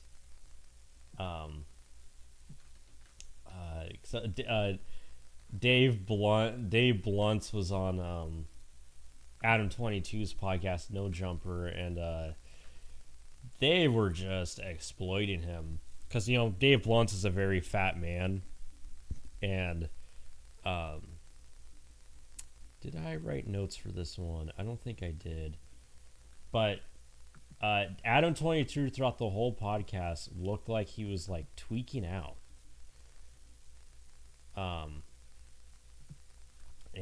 But yeah, like they're just exploiting this man. Like one of these clips, the titles, hold on a sec, I have to screen share again. But yeah, like this title where it's like Dave Blunt's on if he can see his own dick. Magnifying glass. He's a very large man. You think you have a variety of situations that you could get into that would be good for you? I'm on the phone every day. Yeah. I'm getting calls. This is the mastermind behind Cousins, by the way. Dave Blunt's. Oh, wow. He's the one that actually wrote the lyrics. Well, technically Ye's the mastermind, but he's the one that wrote the lyrics to Cousins. Wow. Cousin. Yeah. Okay. Oh, that says a lot. Right now, my phone is vibrating as we're speaking. Yeah. I just would hope that you wouldn't end up in a situation that would be holding you back. So hopefully you can find somebody you're on the same page with, Exactly. Yeah, that's what I'm trying to do. That's what too. Yeah, I thought that was great. That was a good. We have a host on here named Doughboy who the disrespect. I don't take the disrespect, man. But the thing is, before, the people around me is like, they didn't really give a fuck about that shit. You know what I'm saying? They didn't, people. Okay, I don't know. I was gonna show. I thought they were gonna talk about his dick, but I guess not. You think that's a bad move? For some people, it can be a good move. It's definitely for beefs. Yeah, he did. He did that shit off of great music. Nah, he definitely He did that shit off of you. I want the people to know. Album coming out July 17th. Hundreds of songs since you last dropped this the is clickbait. Yeah. But yeah, Adam, I don't have the exact timestamps, but he was like tweaking out. Like there's moments where his eyes are like doing weird shit. Anyways, we could watch the Cousins thing for a little bit. One thing I do, all right, you mentioned Kanye. Can we break down you and Kanye, how your relationship even formed in the first place? Yeah, so, I was working on, just last year I was working on my album. It's kind of like on the tail end of it. And then somebody had reached out and said that he wanted to work with me. I go to his warehouse and then, he's like, play me your album. And I play it to him and he loves it, plays it back like 3-4 times. He's like, I want you to make me an album just like that. And I'm like, okay, in what way? Well, he's like, you get very deep and personal with the storytelling. So I guess and the way that we were working was, we would link up and he'd tell me stories for hours or call me on the phone and for hours and tell me stories, and I'd make songs based on the stories that he was telling me. You'd make the songs in front of him, or you would just go and like make songs and I'd just go and make songs and then I'd show it to him. And was he geeked about it? Loved every single one that I sent him, yeah. Really? Yeah. How many did he end up using? I know there's like I don't know. I think he scrapped most of it because a lot of it leaked. But there's some songs that he used. I think on the Bully album. I don't know. I didn't really listen to it, but there's a few things that I'll see clips. And I'm like, oh, I did that. But so you're getting paid off of this? Next question. What? You're suing? You can't speak on it? Uh-oh. Oh, shit. Next question. That's a good question because I wonder like how does the conversation with Kanye go when it comes. I like how he says it too. It's like he's a sweet jolly giant, yeah, whatever. And the way he says it, his face, he did like his little shifty eyes. Next question. He's like a kid. He's like a kid in trouble. Next question. It's so funny. It's actually kind of like endearing. What? You're suing? You can't speak on it? Next question. That's a good question because I wonder like how does the conversation with Kanye go when it comes to business and shit, because a lot of people work for Kanye and I've never heard like people had complaints with money with Kanye, but yeah, that I don't know, that's interesting. I don't have a complaint with money. Yeah. So basically he's just more so like, yo, I'll fuck with you, your sound, come cook up for me, and that was majority of which our relationship was. We were pretty close because we talked every day, several hours throughout the day and stuff. And how long was this period of time? Man, maybe from like April to like September. Damn. Was he like telling you things that were blowing your fucking mind like over and over? Yeah. Like just things that normal people wouldn't share? Well, no, because I'm not somebody who's like surprised. I've been through a lot of crazy shit in my life, so it takes a lot to surprise me. The things he were telling me was like, that's interesting, but other people would probably think they were crazy. Just me, like, I'm kind of desensitized to crazy shit, to be honest. Well, the stuff about giving his cousin top was definitely the most notable one that made its way to the surface. So he tells you that, and then you just go write a song and just talk about it in the song? Nah, it took a while for me to do that. He told me that in person with, damn. Yeah, like, that's what's crazy is that song, he's going to explain, is that song was almost not made. Ah. Yeah. I wonder why. I don't know. I don't know either. Still can't I didn't believe even it. laugh about that, but he told me that in person, and I just remember my reaction. I was just like, and he was playing. That was just stupid. He was playing The Last of Us, and yeah, he told me that, and then. Wait, like the PS5 game? Like he's playing The Last of Us? Yeah, he's playing a lot. That's a game that he enjoyed playing a lot. Word.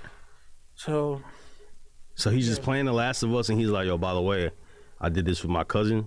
He was telling us stories, and then that was just one of the stories that came up.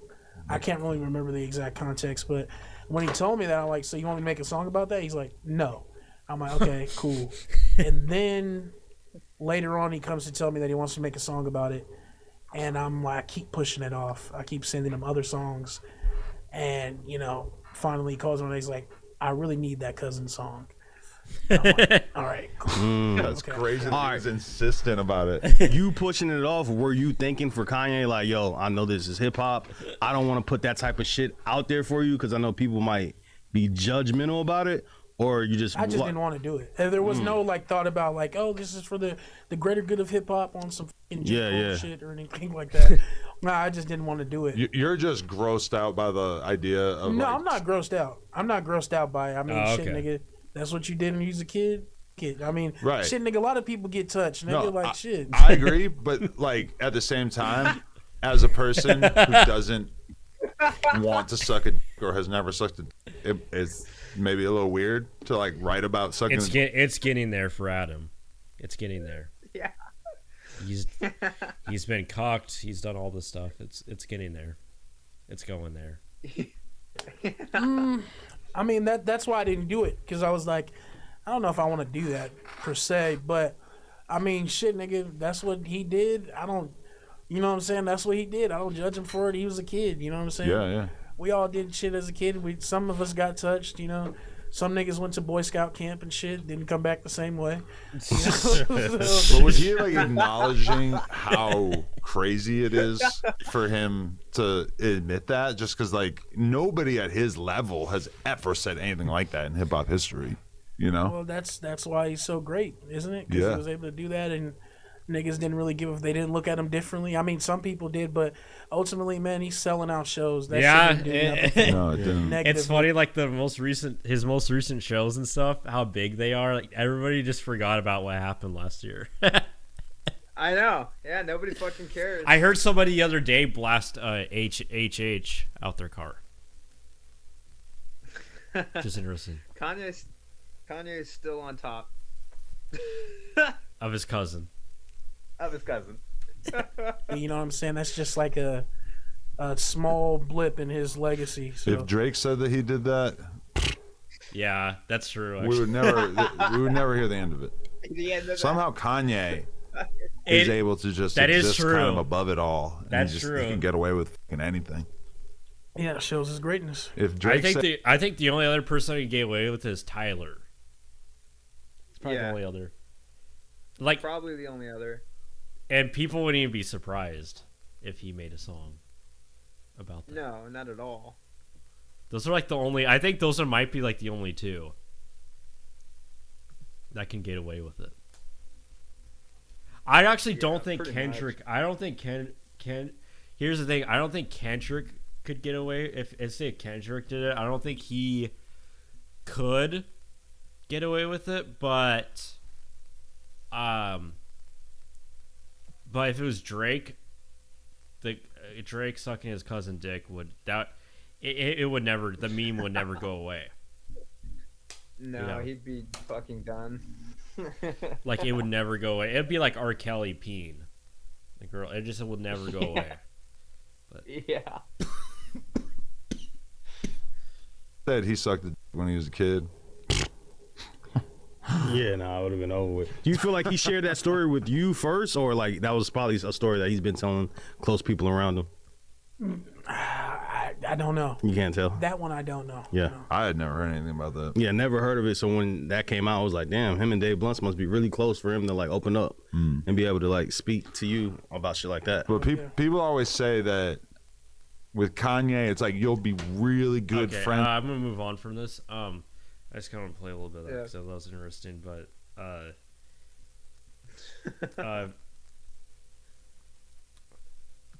have you seen the trailer for the new Sly Stallone movie? The one it's like I play Rocky. Yeah. I was looking at this. I watched that. Yep, and it's the oh fuck, it's that one actor who was in Anthony Apolito. Apolito, yeah. Yeah, that guy. Yeah. I don't know. It's. I think it's. Remember they did the Godfather one that was like this. Yeah, they did The Offer, the TV show. The Offer, yeah. Miles Teller and everything. That I thought that was pretty cool, but it wasn't. I don't know. It was TV, so I guess it's different. This is the new thing now where it's movies based on the making of something famous. Right, like the Anthony Bourdain movie coming out, right? It's the same. Yeah. It's just weird. I think they're doing Jimmy Stewart fucking movie too. Oh really? Oh yeah, I think I heard about that. Yeah. Is there a trailer for it? I'm pretty sure. Movie. Jimmy. This one? Yeah. Jimmy. I'm probably gonna get flagged if I play the whole trailer. How does it feel to be a star, Jimmy Stewart?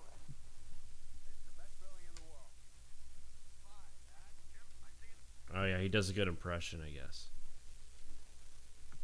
Doesn't look like Yeah. him. Really. He kind of pulls it off. Actually, never mind. Yeah, I don't know. I'm tired of these adaptation films. Remember they made that the Natalie Portman movie where she is Jacqueline Kennedy. Oh yeah. Yeah. Man. It's a little weird. I haven't thought about that. It's just it's like a really odd choices for a biopic movie. Very. Yeah. Yeah, very very very strange.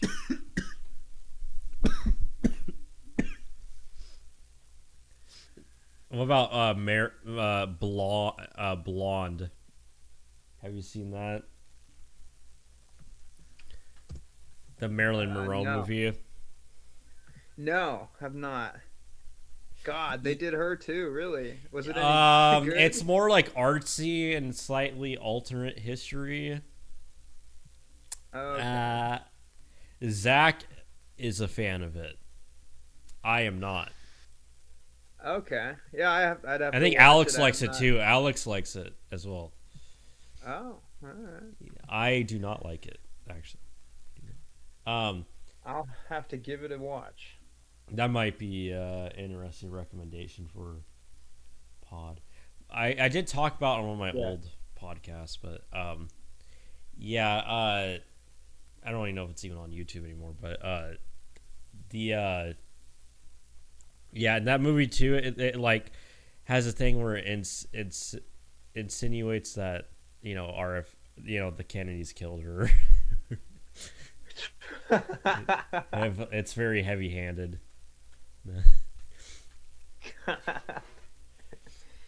I play Rocky. God, that title is a little. I play Rocky. Yeah, I just don't see it.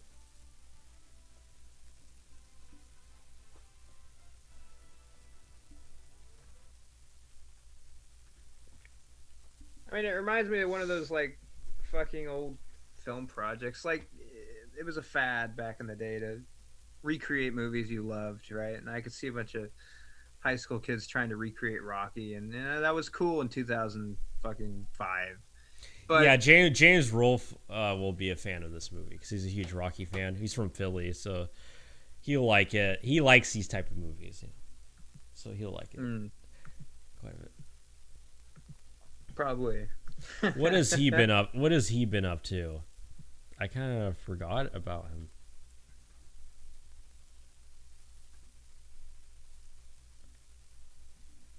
Yeah, it's a lot of the same.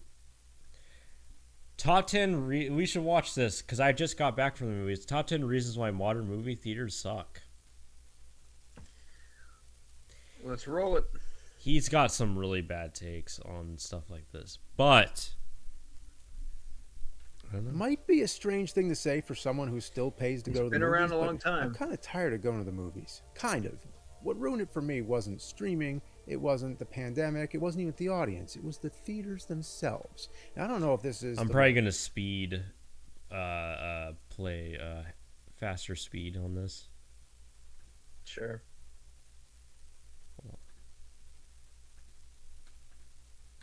Timely topic since people have been complaining about movie theaters forever, but hey, complaining about stuff, that's kind of what I do. I even complain about Blu-rays sucking. Well, more specifically, why Blu-rays weren't that much of an upgrade over DVD, in my opinion. And I sell Blu-rays. So just to clarify, I still go to the theater. I still want to support the experience. There's something about a real movie theater, a big screen. We gotta I one of these days I'm gonna recommend the Angry Video Game Nerd movie.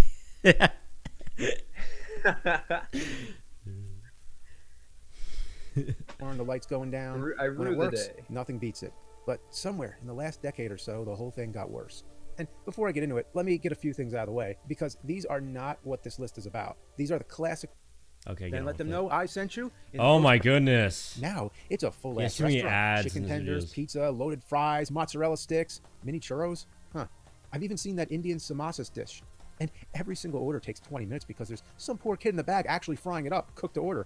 Meanwhile, the line is wrapping around the lobby. The previews have already started. You're going to miss the opening. Some theaters let you order in advance.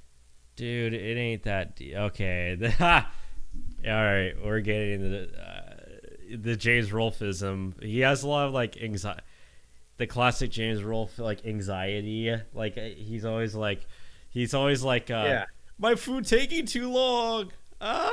He does this a lot.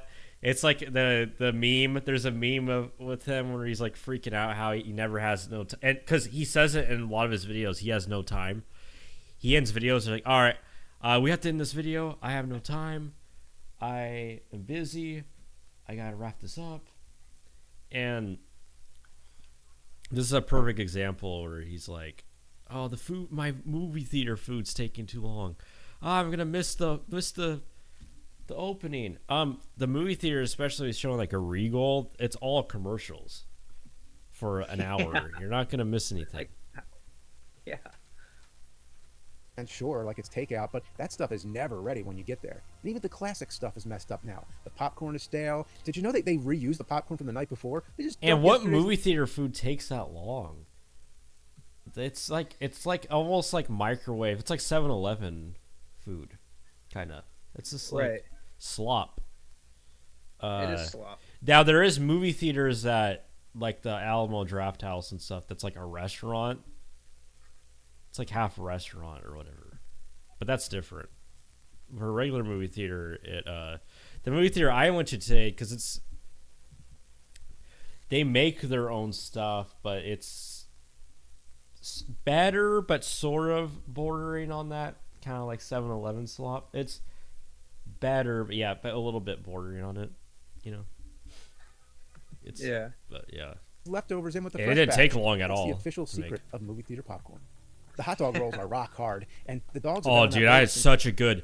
That theater I went to today had such a good hot dog, like so good, better than in most places I've been to that had hot dogs like that. 9 a.m. You bite into one, and it's like chewing a grease-flavored Yankee candle. Or worse, they make it from scratch in the fucking microwave, and you get your Nathan's Famous Beef Frank with a molten core. And the soda heads. Fuck. What were they thinking? What were they thinking? Basically, his OCD with modern. Yeah, that's every James Rolfe top 10 rant is his OCD. It's just OCD, weird OCD-isms. That's all it is. That's all it is. I'm gonna miss the movie. That's why when it showed like his, I remember his top 10 reasons why Blu-ray sucks video, which is terrible, where he's showing where he's like, the disc keeps popping out of the case or whatever, and it's just like, no, you don't. You just don't know how to put it in the case right. That's what a lot of this is. Like a lot of his issues are just he doesn't simply know how to do this. Sort of the last time those were cleaned was the Bush administration. I mean, the first one. Here's my proposal. Go back to basics. Popcorn, candy. This is perfect on faster speed. His voice. Hot dog, soda, and do them well. That's the whole job. You don't need to be Applebee's, which is already a low bar. You're a movie theater. Fuck. Number 7, AMC. What's that stand for? Ass munching cocksuckers? Awful movie chain? Yeah, I'm singling out Is this a parody? This seems like, I don't know why this feels like a parody. There's like AI parodies of his videos, and this like feels like one. It kind of does, yeah. Even how it's edited. Well, that's the whole job. You don't need to be Applebee's, which is already a low bar. You're a movie theater. Fuck. Number 7, AMC. What's that stand for? Ass munching cocksuckers? Awful movie chain? Oh, yeah. Throwing shade. Wow. Yeah, I'm singling out AMC for this one because they pulled off 3 separate pieces of the bullshit trifecta. I got 3 points here. So it's number 7A, the A-List Express line. You pay a monthly fee to be in their elite club. The perk? You get to skip the regular line. Except nobody enforces it. Everybody just walks up to the express line. The kid behind the counter doesn't care. He doesn't ask. So the express line is identical to the regular line. It just has a sign on it. What am I paying for exactly? 7B, the Stubbs ID thing. They'll occasionally demand you show ID to verify you're the person on the account. The manager had to come over. Like, is this the Philadelphia International Airport? I'm here to see a movie. And it's funny too. It's just like, why do you use all that stuff? Who uses these, like, I get people have like gift cards and use like gift cards and things like that, but these like points and all this crap. He's like, I feel like I'm at an airport. Then why are you using it then? I think this video feels like, do you want to bet this was because he stopped writing the script for his videos a long time ago, because he used to have like a team of people that used to write his scripts, like writers and stuff. And a lot of those people are gone now. They left the channel. Do you want to bet a lot of this is like on like Chat GPT or whatever? It feels like it. It sounds like it, doesn't it? Like it. It does Even sound that joke sounds like Yeah. a Chat GPT joke. Yeah. I think the TSA needed to check my real ID. N7C, the Coca-Cola Freestyle machines. Oh, the Freestyle. A touchscreen with 1,000 flavors. Cherry vanilla, Coke, orange Sprite, raspberry, whatever, some rotating awful flavor. Right now it's Mandalorian Beskar Brew Zero and Minute Maid Galactic Green Lemonade. Just say that. Minute Maid Galactic Green Lemonade. It's like a movie trailer. Minute Maid Galactic Oh, I'm getting Green Lemonade. cringe. Yeah, like Baby Yoda pissed in a cup. Cringe. I'm curious what the the people on Reddit say about this. Probably rip them apart. Yeah, the Cinemassacre truth. Yeah. You know that he it went on for years, and he like did a video where he like responded, but he didn't say them by name, and he responded to them. He's like, oh yeah, the assholeless variety. That's what he's called them. The assholeless variety. Plus, half of these choices are always unavailable. The ones that are working are completely out of calibration, so your Coke tastes like flat seltzer water with a memory of syrup. And they look like they run on these little Then get a different flavor. There's thousands of other flavors, like he said. He's like, there's too many flavors. Oh no, they're all out.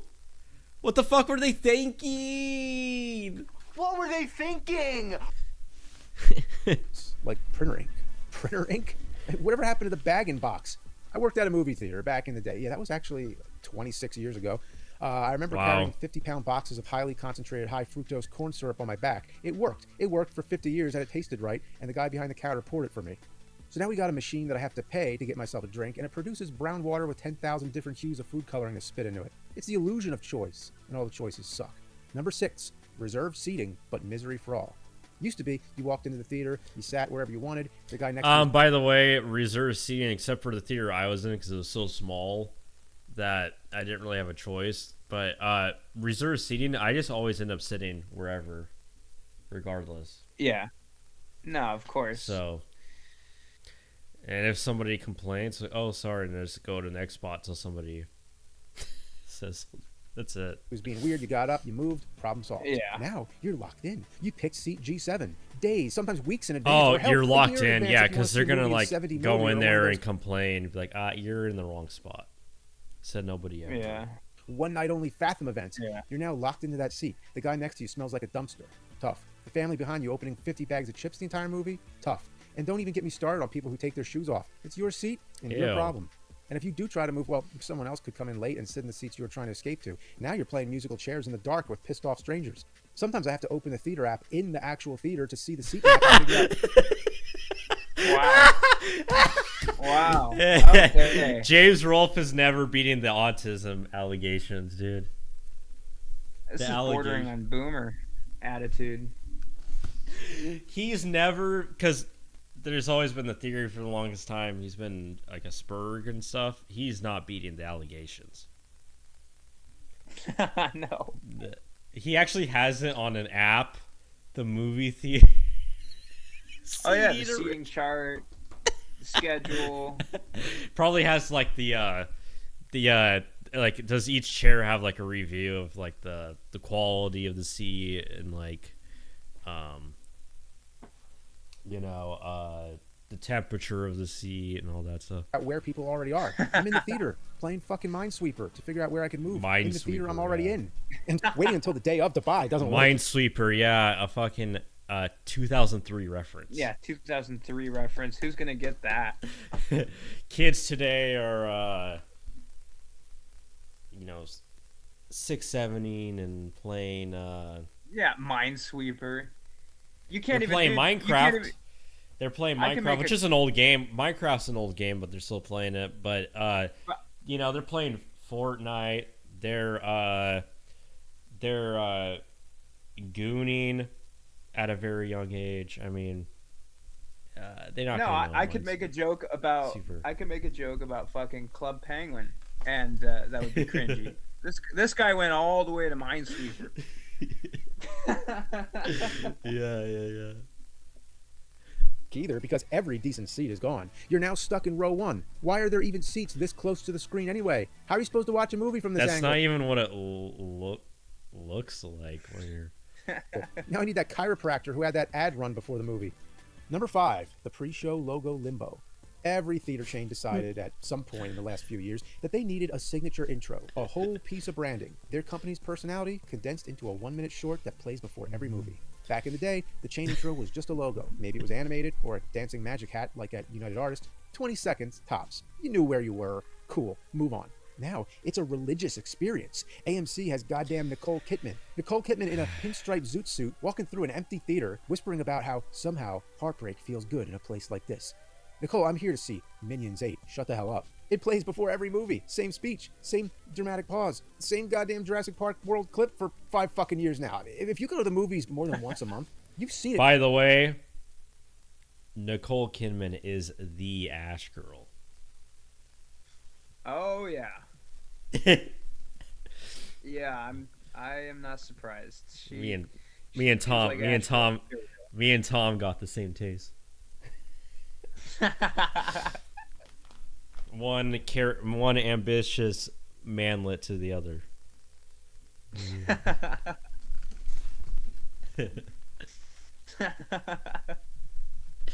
More than most friends in real life. And Regal, Regal's the worst with these. They just got rid of the "Hey you guys" one, where it was just people quoting movies for 30 seconds. It was really embarrassing to sit through, especially if you saw multiple movies in one weekend, or, God forbid, the same day. There's no dignity in that. In the words of Larry Fine, where's your dignity? They also have a Pepsi ad, which used to be worse. And then there's a roller coaster, the Regal coaster, the CGI roller coaster from the 90s that zooms through space and back into the theater you're in. That was iconic. That was childhood. A whole generation of moviegoers grew up with that thing. They could have left it alone. Nope, they redid it again. Brand new version, and it somehow looks worse than the original from the 90s. Excuse me? What?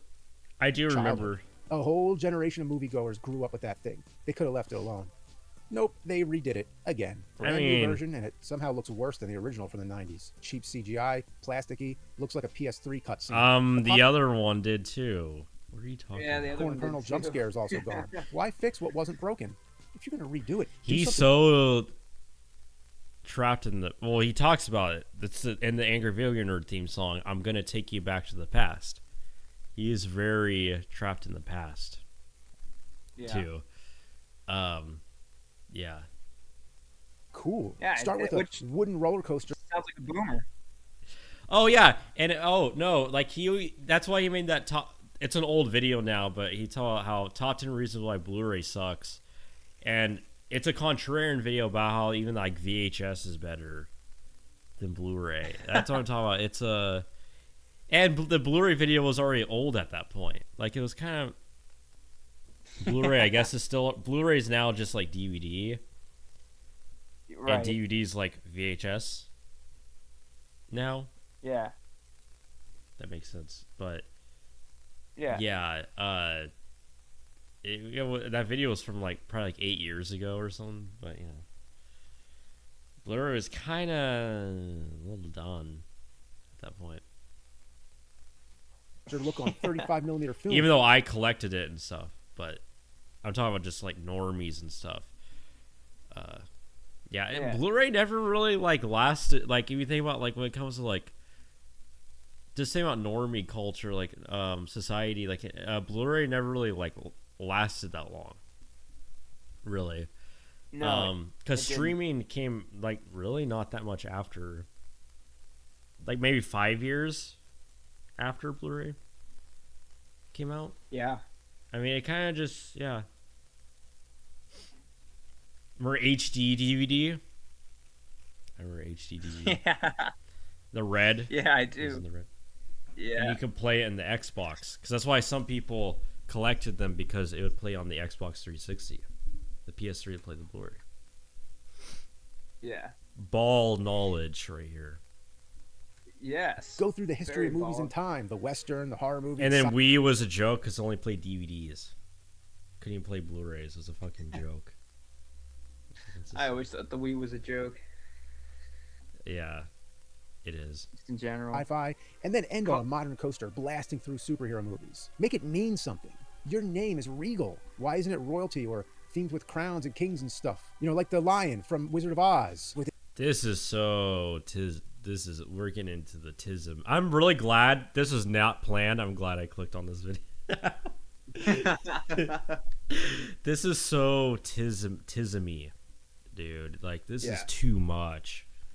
His regal robes. Yeah. Why was it a roller coaster? What were you gonna say? Guy has OCD. Yeah. To begin with. Number 4, comfortable recliners, uncomfortable truth. Recliners, big leather seats, you lean back, footrest comes up. Everybody loves them until the movie actually starts. Yeah, First of all, the theaters tore out half Alamo the seats Draft in House every and stuff. auditorium to fit these things. That's how they justify the price hike. Supply and demand, right? Except they just artificially Regal and like I could be wrong. Maybe not every theater, but Regal and AMC don't have those. It's just regular chairs. move the supply. Yeah. Genius business move.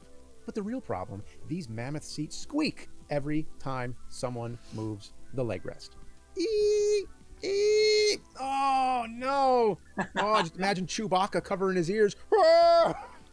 The quietest scene in the movie. The dramatic moment. The music drops out, pin drop silence. The Joker's about to deliver his big line. Eee! Somebody 3 rows back hit the seat button. Wow. Motherfucker.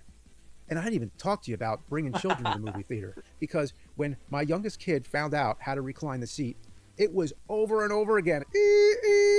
Recline it forward, recline it back, forward, back. It was just like, it was like a fun ride or something. Oh my gosh. Stop hitting that button. Trying to get a kid to sit through a movie, whole other story, whole other level of problems.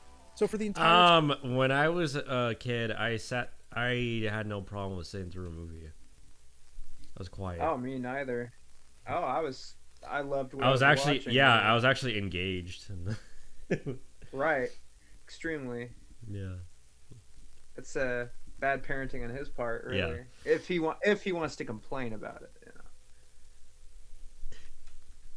know. 2.5 hour runtime, it's an orchestra of creaking hydraulics. And here's the part that really gets me. They are never clean. Public pleather reclined into by thousands. Spilled drinks, spilled popcorn, spilled whatever else, and you're laying in it for 2 hours. And now they're adding massage seats. Massage settings like a creepy motel with the magic fingers from the 70s. I came here to see Mortal Kombat 2. I did not come here for a back rub from a chair that hasn't been cleaned since it was installed. And these recliners lead right into number 3. Suspension of disbelief is suspended. The stuff that distracts you from the screen and takes you out of the movie you're invested into. We just talked about the sounds coming from the seats, but let's talk about the sight distractions. The dark room. I mean, that's the whole point of a movie theater. Now, you can recreate the dark room at home. I mean, you could set up your home theater in your basement, or you can just cover up some windows, whatever. But the movie theater is meant to give when you that his full videos experience. were like really good. When he had Mike Matei, where it was just that whole video. That's such a great video where it's just them. He's just bringing out. He's like, I have an old film projector, and I have these Looney Tune cartoons. And he's like, yeah, let's just put it on and watch it. And then the whole video, they're just like, figuring out how it works, putting the thing together, and then they're reacting to the short, how they're reacting to how the quality is and everything like that. That is like, those are like his like best videos were like that. That's when that's actually when I started watching he was making those type of videos, but back then. But those were his best videos, When it was that. Yeah, and they also had that thing too, that like kind of authentic quality where it was like you're with your friend and you're just shooting the shit, and then like, oh, look at this fucking crazy thing out of my house. Because he did a series of videos like that where he's like, he would bring out like he's like, look, I have this weird he had this like film format that wasn't a disc, but it was like a record. The movie played on like a record, and he brought it out and like showed it those were his best videos, were like stuff like that he used to make a long time ago. But now with these like this video, it's like written in Chat GPT, and I don't know. Yeah. Just kind of boring, and I don't know, the life is sucked out of it. Yeah. I mean, you could set up your home theater in your basement, or you can just cover up some windows, whatever. But the movie theater is meant to give you that full experience. but the random lights are just too damn bright. Aisle lights, exit signs, floor strips, neon in the theater change brand colors. My local IMAX theater has these giant white signs that say IMAX on either side of the screen that blast white light all over the trailers. And why? I know I'm in an IMAX. I bought the ticket. I'm already here. You don't need to remind me. And the door to the hallway is sometimes propped open the whole movie. The hallway light spilling onto the screen. Half the audience can see it. Nobody has the balls to get up and close it. Not to mention, with the doors open, all the audio from the other movies playing in the theater, which also have their doors left open, are spilling into your theater. Take your kids to see the Super Mario Galaxy movie set to the sounds of the Faces of Death remake? Yeah, that'll get some asses in seats. Then there's this new trend. Theaters are turning into destinations. Faces, that is such a bad joke. Faces of Death remake. Bimmy, my boy, do you know that we have you ever heard of Live Leak? Have you heard of in the past 25 years, there's videos with actual gore, not Faces of Death, which is just fake gore videos. Right. And I like to use a Faces of Death again. That's an 80s reference. So, yeah. Why would you? It doesn't work as a joke because it's like you wouldn't remake it because there's actual gore videos out there. Right. How do you even make a joke about the Faces of Death now? I mean, nowadays with social media and everything, it's just kind of weird. It's like, yeah, it just shows how old he is. It's like, where the fuck are you, dude? Yeah.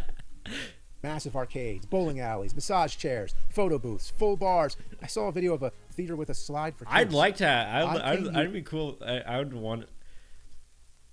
We don't have ones around here like that. I'd like to have a movie theater that has like a bar in it. That would actually that'd be cool. It'd be good for a before, even like after thing. Like the perfect shooting the shit, talking about the movie, drinks and stuff. It's perfect. I don't know why most movie theaters don't have that. There's movie theaters with alcohol, but there's not ones with the bar. That's a good. More should have that. Here to watch a movie. I did not come to a Dave & Buster's daycare center. And those arcades, they're a far cry from the arcades of the 80s and 90s. It's a row of crane games and coin pushers. It's just more bullshit coming at you from. And those are dead. Nobody ever plays on those arcade games. No. They're pretty dead. No. Well, because the whole point was when you're waiting for the movie, but now people just go on their phones. So, yeah. Your wallet. Also, social media is now the reason people go to movies. The latest horror film, Obsession, exploded at the box office in week 2 of its run. I'm surprised he even knows that this exists. I know. Because there's videos where he like, it's like 2 years later, and he's like, I just found out about this movie. It's like, yeah, that was I talked about. I'm surprised he knows what Obsession is. Great for the box office, sure, but that meant packed theaters full of teens filming the screen during every viral moment. Same thing happened for the Michael Jackson movie. The biggest one was the Minecraft chicken jockey thing. Entire theaters losing their minds, throwing popcorn, getting kicked out, and the theaters invite this stuff now to fill seats. Sing-along showtime. So he thinks this happens at every movie theater, I guess. He thinks it's like a black movie theater where they just yell at the screen. I like to see James Rolfe, and I'd actually pay top dollar to go to a movie theater and see James Rolfe in a black movie theater. Crowded, packed black movie theater. They're yelling at the screen and stuff, and his reaction.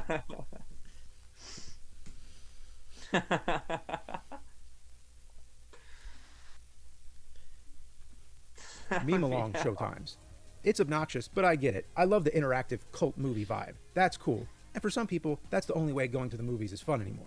And now they're not even showing movies. Netflix wanted to put the Stranger Things finale on the big screen, but cast contracts wouldn't let theaters sell tickets. So theaters sold... It's like, which I wrote down as one of the topics. Have you ever heard of the amazing digital circus? The amazing digital circus. Yeah. I actually just discovered that this was a thing recently. Oh, yeah. It's a phenomenon.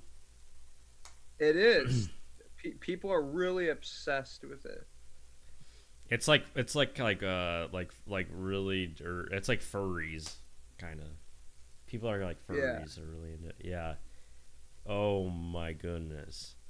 I just recently discovered it. Oh boy. Yeah. I wasn't a fan of it. I was shown it with someone I used to, one of my old roommates. You know, he was a, well, how do I say this? He was an accountant. Let's put it that way. So of course he was into something like this, and yeah, he loved it. He would show it to me. He's like, "Here, watch this show with me," and I'm like, "What the fuck is this?" He also really had a weird attraction to Sonic and all that. Yeah. Yeah. So. And there's a lot of like brony crossover, too. Yeah. But to me, like My Little Pony, for some reason, like the Friendship Magic Show makes, like when I see that, it actually kind of weird, like makes more sense to me. But the Amazing Digital Circus is a bit more baffling to me for some reason. Well, yeah, it's just a whole new flavor of fucked up, really. Yeah. Too much of that stuff is. It's like it's like the same. Yeah, there's also crossover with like people are a fan of like the angry video game nerd and like nostalgia critic.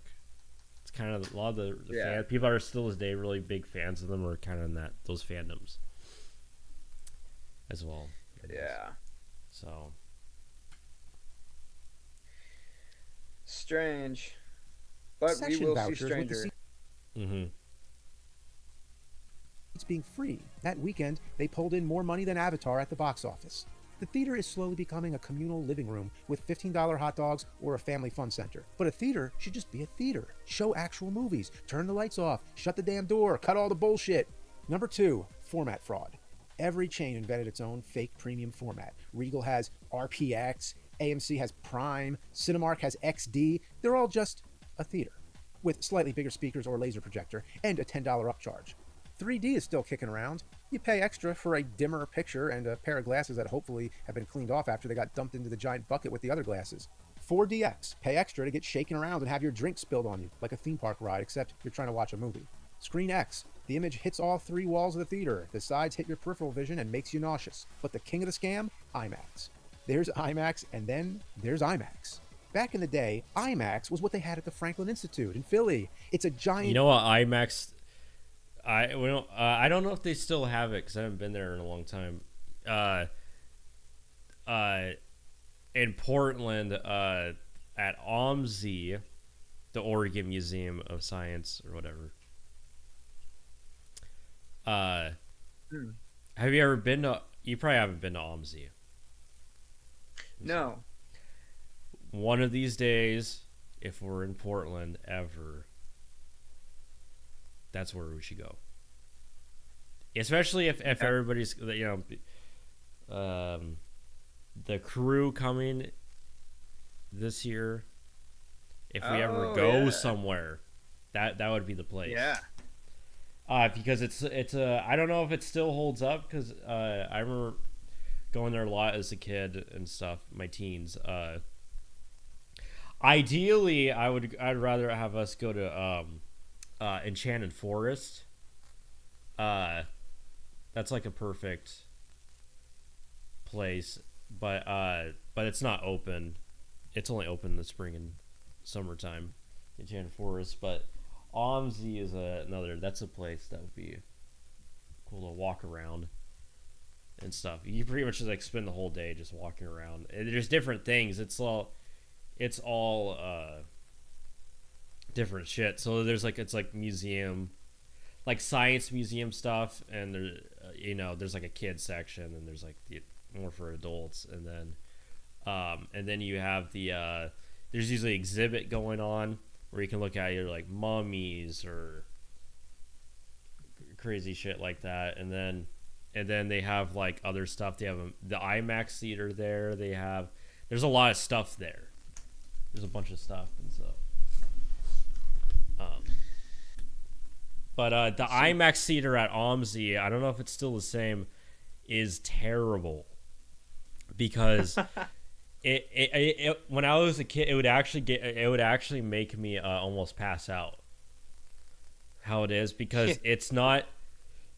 It's one of those where it's like the screen is, I don't know if it still would, but the screen is like it covers the. It's not like a giant movie theater screen. It's one of the ones where it covers the entire like room almost, and it's almost like and you look up. You're sitting in your seat like this, looking up. It's actually uncomfortable to look at. Your back starts hurting. You're like looking up, and it is so like nauseating and uncomfortable in the seat, like. It's like too much overstimulation and all the lights and so it's. I've been to IMAX theaters that are just regular movie theaters. It's just that the screen was really big. But yeah, that one, the way it's shaped, it's like covers the entire room. And yeah, it's really nauseating and overstimulating. It's almost too much. It is too much. I've been to IMAX a couple times. Yeah. When I was a real little kid, we watched some space movie that was in IMAX. I forgot what it was called. Yeah, I've seen documentaries there. I've never seen an actual regular movie there though. I watched when I was a younger teenager. I watched the Star Trek Into Darkness. There. Oh yeah, remember when it ends with dedicated to the ones lost to 9/11 ending? Yeah. I remember when I saw that in theaters, I started laughing. I actually laughed. I saw that. Like dedicated. Well, I watched. You know why I was laughing too? Because I watched the. Because I was such a Red Letter Media fan back then. I watched the review before I watched the movie, and so yeah. Yeah. And it was one of those where I wasn't gonna see it, but me and my dad were like invited by, it was like I think it was like my dad's friend and his wife or my uncle. There's someone that like invited us. That's the only reason why I watched it. It's like one of those things, yeah. Yeah. No, I only went because my dad took me and my brother. Yeah. And it was very much like taking a psychedelic drug. It was just very fucking loud and lots of bright light. It's sensory overload. Yeah. It's fucking nuts. Yeah. Yeah. You know, it's weird. I just had this memory of one of the last IMAX movies I saw, and it was on a, I want to say 8th grade field trip.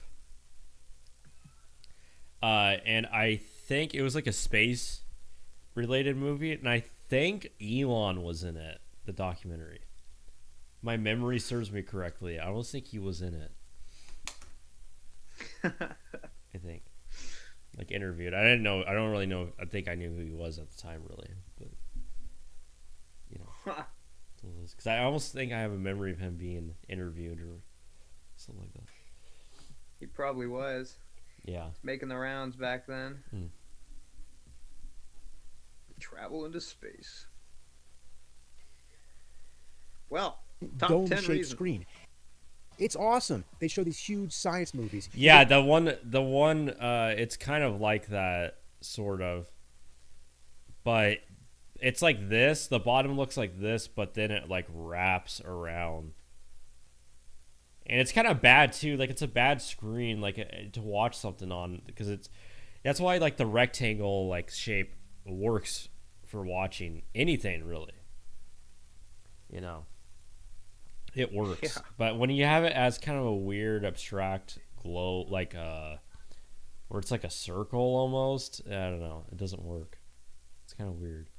Go on a field trip in 4th grade and see a documentary about whales and feel like you were inside the ocean. That's what IMAX was meant to be. It was immersive. And oh man, the Omniverse. It was the fucking Omniverse theater. Yeah, what I love the best about that Franklin... Yeah, yeah, I think that's what they call it, the Omniverse theater. That's what they call that type of theater. Yeah, the one... Yeah, because look, that's what I'm talking about, how it kind of jags, and it kind of goes circle. Yeah. Like that, yeah. That whole thing's concave. Yeah, that's what I was talking about, yeah. Yeah, and look how they're sitting. They're they're all looking looking up. up, Yeah, it's like that. It's terrible. That type of IMAX theater is terrible, yeah. Institute Omniverse Theater was right before the movie. It was a tradition that they would show this little film called Philadelphia Anthem. And it was basically like you're flying through Philly doing all the sightseeing and everything. It was awesome. And then they updated it. They did a new one. It was called Philadelphia in 1995. Now I don't even know what they show, if it's even there anymore. But man, I'd love to see I don't those even know again. what they show. That would be a trip. But anyway, somehow, somewhere along the way, it became a premium theater experience with film cameras labeled with the IMAX logo. Real IMAX is a 70mm format. Like, it's a Mad, Mad, Mad, Mad World, which premiered at the Cinerama Dome. IMAX is meant to be like 8 stories tall. That's his favorite movie of all time, by the way. Oh, I couldn't tell. He said that. He said that a bunch of times in his videos. Do you like that movie? Have you seen it, Mad? Yeah. Yeah, I like it. It's a good movie. I like it too. I don't know if I would say movie. it's the best. I don't know if I would say it's the best movie ever made, like James Rolfe does. But I wasn't in love with it, but I always had respect for it. I think it's a monumental film for its time or whatever. Good comedy. Yeah. Nearly square screen resolution equivalent to 12K, the real deal. In 2008, IMAX figured out a way to print money. Instead of building those giant expensive theaters, they came up with digital IMAX. 2 regular projectors aimed at the same screen that's a little bigger than normal. Slap the IMAX logo on the door, charge an extra $10, done. Same name, but not as good. And it worked. More IMAX theaters in more places meant more seats to sell on opening weekend. More seats sold meant a bigger box office number, and bigger box office always means more news coverage, more hype, and more people showing up next weekend. People started calling these fake ones Limax. There's a whole Wikipedia article about it. Some of these IMAX screens are 10 times smaller than real IMAX. Here's how you tell. If the screen looks like a normal widescreen TV, 16:9 shape, congratulations, you got Limaxed. I will say, any theater that says IMAX usually has a... So it's better? Okay, that's it for that. I didn't think I was going to spend that much time on that, but... Anyways. It's fairly interesting to talk about. It was really funny. Yeah. Let's see.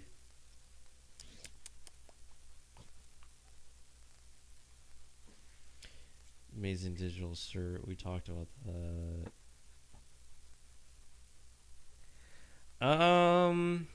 Yeah, that's kind of an old topic.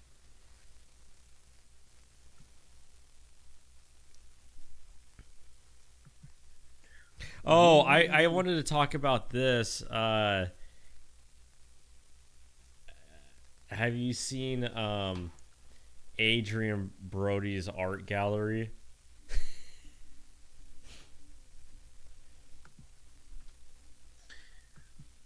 Audio cut off. Did I see Adrian Brody's what? Art gallery. Art show? Can you hear me? Uh-oh. Uh-oh.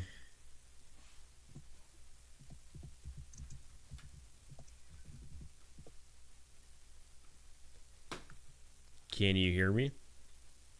There we go. I can hear you now. Have you seen Adrian Brody's art show? Oh, yeah. I did.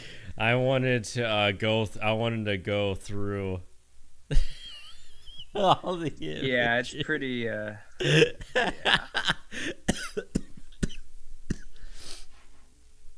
I think what's more there's one in particular that I was just like, whoa. His attitude behind his art is more interesting than the art itself. I like how Adrian Brody's kind of like, he's like a chill, like, wigger guy. No? Yeah. Hey, what's up, bruh? Yeah.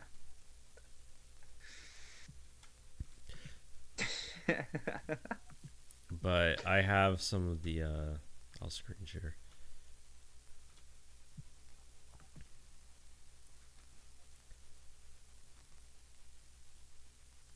Some of the images. You know, right. I like too this little peace sign. Hey man. Yeah. How chill. Yeah. He's chill. And I'm gonna take my webcam off for a bit so I can show it better. Okay. Yeah. Lisa Maggie with a X on the eye. and Marilyn Monroe. Yeah. And it says Xanax.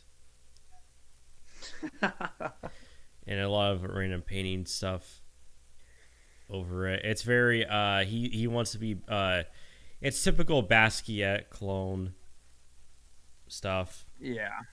Andy Warhol. Yes. Pop very art. much. Who Andy Warhol mentored. But it's looks like a Run the Jewels album cover or some. Yeah, it does. And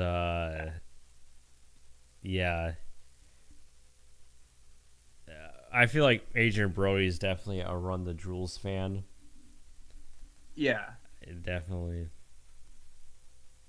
And then we got let me find a better image. These like two guns. These paintings of these two guns or something. And then we have French fries, like cigarettes. This is probably one of the more clever. This is probably the most clever one. Even though it's not that clever, cigarettes and a French fry. Yeah, what about the hot dog? Yeah. Pretzel. They all look like images. You see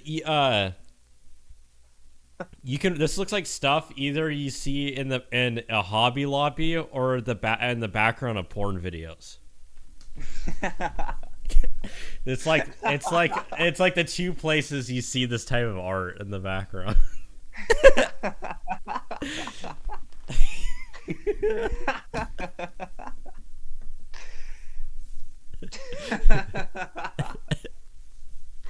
Damn, Montoya. Spot on. Oh, this is the one I really wanted to talk about because I can probably hyperanalyze this for a while. Is it just Instagram? Because I wanted to do because it's probably not going to show up on here. Hold on, I have to re-screen share it. I don't know if it's going to show up that big on here on the screen. Okay. You guys can probably see it. Yeah. This is the one. The Starbucks one. He's kind of looking like Shia here too. Yeah. I always thought this was Shia LaBeouf.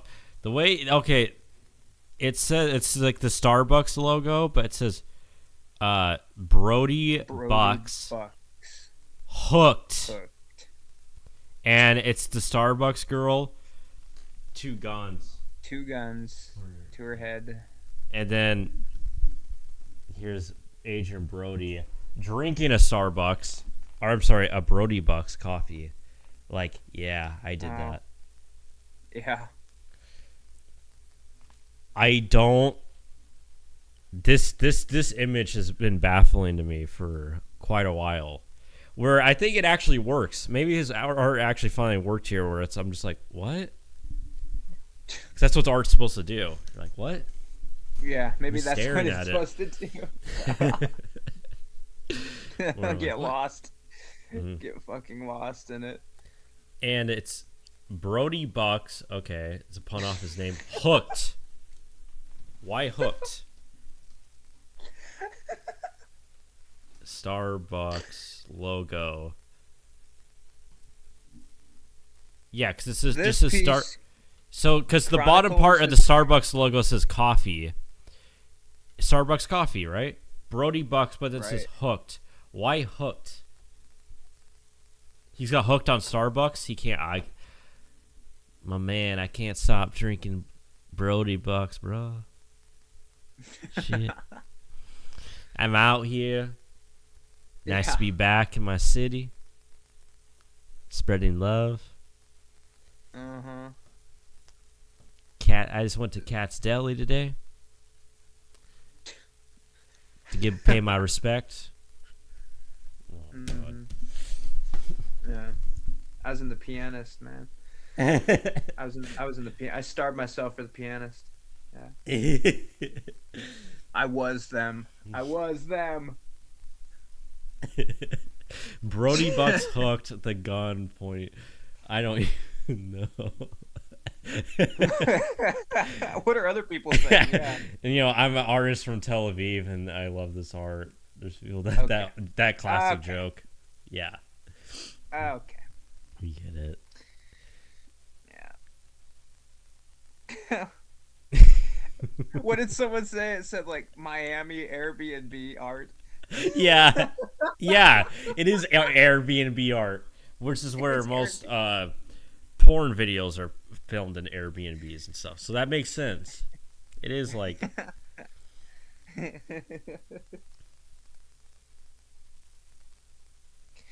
Yeah, awful. I could stare at this all day. It actually works. Maybe that's the trick. Maybe that's the trick where I'm actually going to eventually buy it. I really like him as an actor, and so this is difficult too. His art career has not been very impressive to me. Brody Bucks, hooked. Mm-hmm. Like a grappling hook. Do we? Yeah. We can move on from this, but do you have anything? Do you have? I forgot. I wrote this down. I was gonna talk about it earlier. Do you have anything to say about JD Vance on Joe Rogan? You see that thing? JD Vance on Joe Rogan. Can you hear me? Uh-oh. Uh-oh.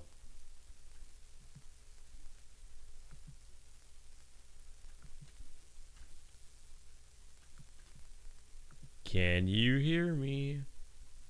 Yeah, I can hear you. Okay, I cut out. I didn't cut out again, but did you see Joe the JD Vance thing on Joe Rogan where he's I saw very small little snippets of that, and I was thrown off completely. Like I didn't even want to watch it. But how bad was it? I wonder. Or yeah, it's kind of bad. He shit's crazy, man. He just he's just like, I love too JD Vance. He's like gaslighting all of us. He's all like, JD said, he actually said this. He's like, I'm a conspiracy guy myself. And did you know that there's people out there that think that Epstein might have been working for an intelligence agency? Oh wow. My God, bruh. Dang. It's just like he's talking to us like we're stupid. Like nobody in existence thinks that. I guess has heard of that. Do you know that there's people that think he might have not killed himself? Do you know that? Do you know that? Yeah. So yeah. I was pegging Erica the other night. I've heard this and argument is this idea that Donald Trump, Epstein, was sort of. I've even heard people say he was blackmailed into this. Yeah, by just maybe. Just maybe. Yeah. Not true, dude. It's just not true. I've seen the decision. Not true, dude. Again, whether you agree or disagree with our negotiation, or whether you agree or disagree with the decision to launch the campaign Epic Fury to begin with, the idea that Donald Trump is being like I highly doubt it was genuine. Blackmailed is crazy to me. Because again, I see the way that he makes decisions. I see the way that he processes this stuff. Like the idea that he picks up the phone with anybody and says, "Hey, like I'm going to take orders from you." No, that's just not how Donald Trump operates. Can you understand though why people would come to that conclusion? Well, that's the especially GOP because for the Republicans. Of the Epstein files. Top pick. What do you mean? Well, the Epstein files were supposed to be released. And there was a tremendous amount of resistance to those files being released. And that concerned a lot of people. Because if you're talking about very wealthy, powerful people that were engaged in crimes. I see. So you're basically saying like the fear is that whatever's in the Epstein files was Was used to anything else blackmail. said during the interview that was worth roasted for it publicly by a lot of talking people, about? including me. Like you and I have talked Maybe. about this a lot. I'm like one of the OG Epstein conspiracy theorists. Oh, I've he's one probably of the gone down every OG single conspiracy. Yeah, bro. This is what I don't like about him. He's like tries to be cool. Yeah, bro. I'm one of the OG Epstein conspiracy theory guys.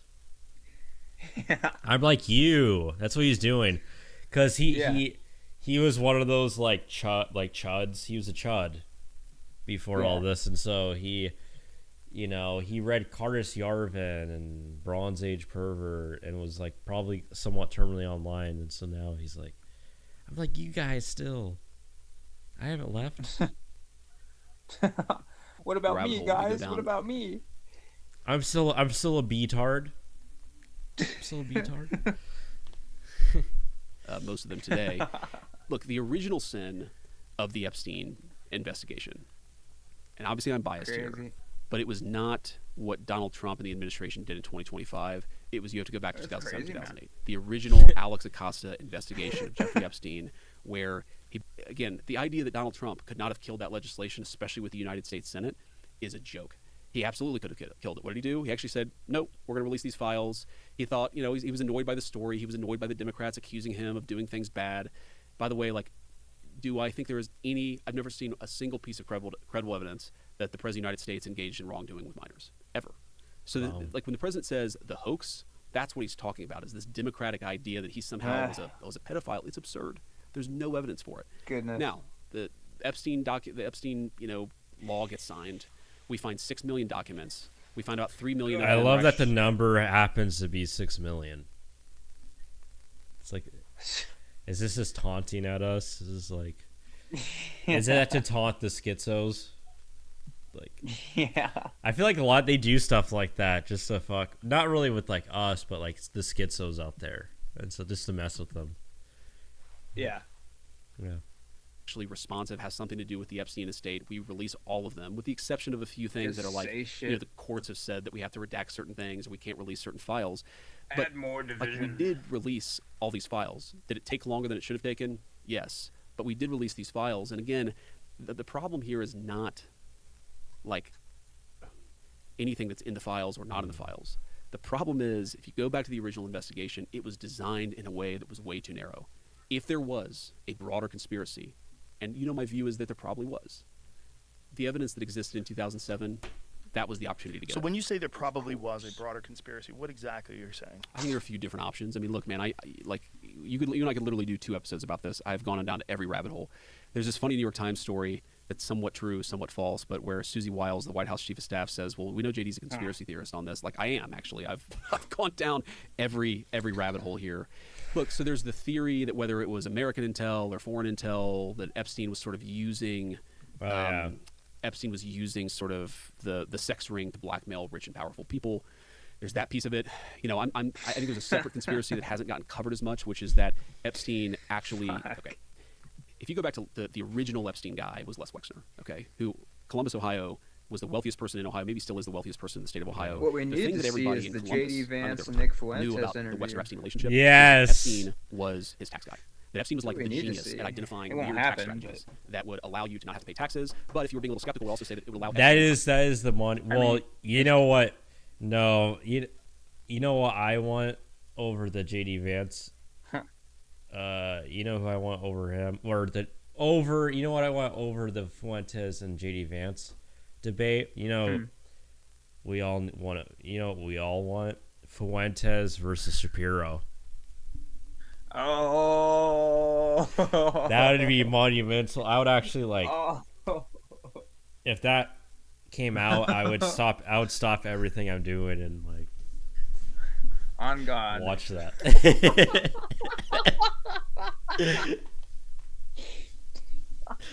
That's the one that everybody wants to watch.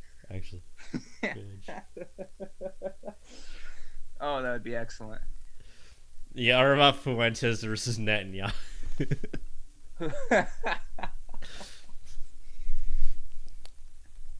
I don't know. I think you can't say. You can't say that we're not trying in Israel for the better good, for the better people.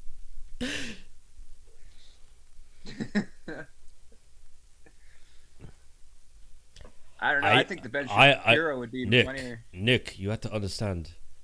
Yeah. I'm good friends with Ben.